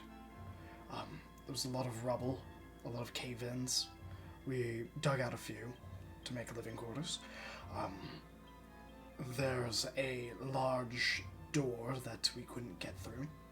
I'm not sure if on the other side, if there was a collapse, I didn't have the manpower or the need to go in. There were also the left wing and the right wing. There are several rooms we haven't had time to search. Cool. This sounds like a great thing that we could probably take care of over a good meal and some thought. And I, for one, could probably go for a nap pretty soon. Mm-hmm. Well, let me show you to the kitchen. And Adalion will start leading you off to the kitchens. As our camera kind of pans away, you hear the crunch of leaves towards the sound of a distant kaboom in the air, of plate crunching on loam, and a soft, hollow, guttural laugh of, "More confident than you are brave, I'm afraid, running away." You know, the funny thing about humans is that we're so good at hunting because prey runs and uses up all of its energy. It runs and runs, and humans just keep on following, walking, trailing behind. And as they keep sprinting away, over and over, the humans eventually find them and eat them. So, are you feeling tired, halfling? And that's where we're going to end today's session. All right, well, let's get some pleasant music on. It has been an absolute delight to have all of you here. That's not happy. Huh. Well, it has been an absolute delight having all of you here. So, before we go, I'd like to have 3 things be told to our lovely audience. Who you are, where we can find you, and any cool projects that you're working on, or things you'd love to spend some time talking about. I'll go last, because I'm lazy. Hey everybody, it's me, Kari. I played Karis the Tiefling Wizard tonight, to whatever effect that may be. I don't have any fun projects going on at the moment, other than the project of getting myself a puppy. That's going to happen at the end of this week, and I'm really excited about it. It's the only thing I'll talk about. If you could find me anywhere, which you can't, You would also just find puppies. So make of that what you will. You can find me tentatively, sometimes on occasion, in Guild Wars 2. My player name's down in the chat if you ever want to hang out there. But that's it for me. It was a great session as always. Love to be with you, all of you lovely people, and have a great night. All right, I'll jump on this. Hi, I'm Bob. That was Stone Song. You can find me on Twitter at Cycler One Eye and a couple other Discords. Fun-filled projects. I mean, I'm currently remodeling bathrooms because I had a leak, and okay, it's not fun, but it has to be done. So no, I'm not doing anything really that interesting at this time. But hey, it's getting done. So, well, see you in about 2 weeks here again. Yes. Hey everybody, I'm Confounded, or Con, playing Gullinith, your Elven Rogue. Only projects I have going on right now is scouting hiking locations for the fall. Good stuff and things. I'm Jen, and we just wrapped our Play Cancer Away fundraiser for the National LGBT. I just forgot the name of Cancer Network, National LGBT Cancer Network. We managed to raise over $1,250. Yeah, and we even had to like cut off one of our sessions. So like I'm just super thankful and impressed with everyone in the community. We're already planning our October fundraiser, and we're gonna have programming coming up where we're gonna have smaller charities that each individual like DM or group gets to choose. So it's gonna be pretty cool, and probably keep a lookout for September, October for the first one of those. But otherwise, you can see me here in 2 weeks. All right, I'm Adam, Adamus Lamas, everywhere, basically. I got nothing right now, but maybe next time there's something. So, as always, great to see everybody and see you soon. Oh gosh, that leaves you with me. Hi everybody, my name is Graham, or Graham Crackers. I had the luxury of being your DM tonight, and host. I hope that you had a fun time and enjoyed watching us play D&D. If this is your first time tuning in on the channel, here at Graham Crackers, we're all about making memories with friends. Whether it's playing TTRPGs, RPGs, or MMORPGs, life is always better when you've got someone there. Even if they're calling you a nerd. But as for me, I have no special projects, but we will be having some special new stuff announced for the channel a little bit later on, probably next month, ideally. Yeah, that's it for me, I think. Besides that, I will be back here next Tuesday at 8 p.m. Eastern Standard, where I get to torture my other set of players, who surely will not face the ramifications of their Season 1 actions by going to jail. But, have a wonderful night. We hope to see you soon, and shout out to our raiders, Elle and Bo. You are both phenomenal people, and I love you so much. You are fantastic friends, and my life would be infinitely worse without you in it. So, while it sucks to say goodbye, I hope everyone has a wonderful night. Enjoy your week, and we'll be back soon. You're not alone. You always have a place here. So, bye for now, and we'll be back later.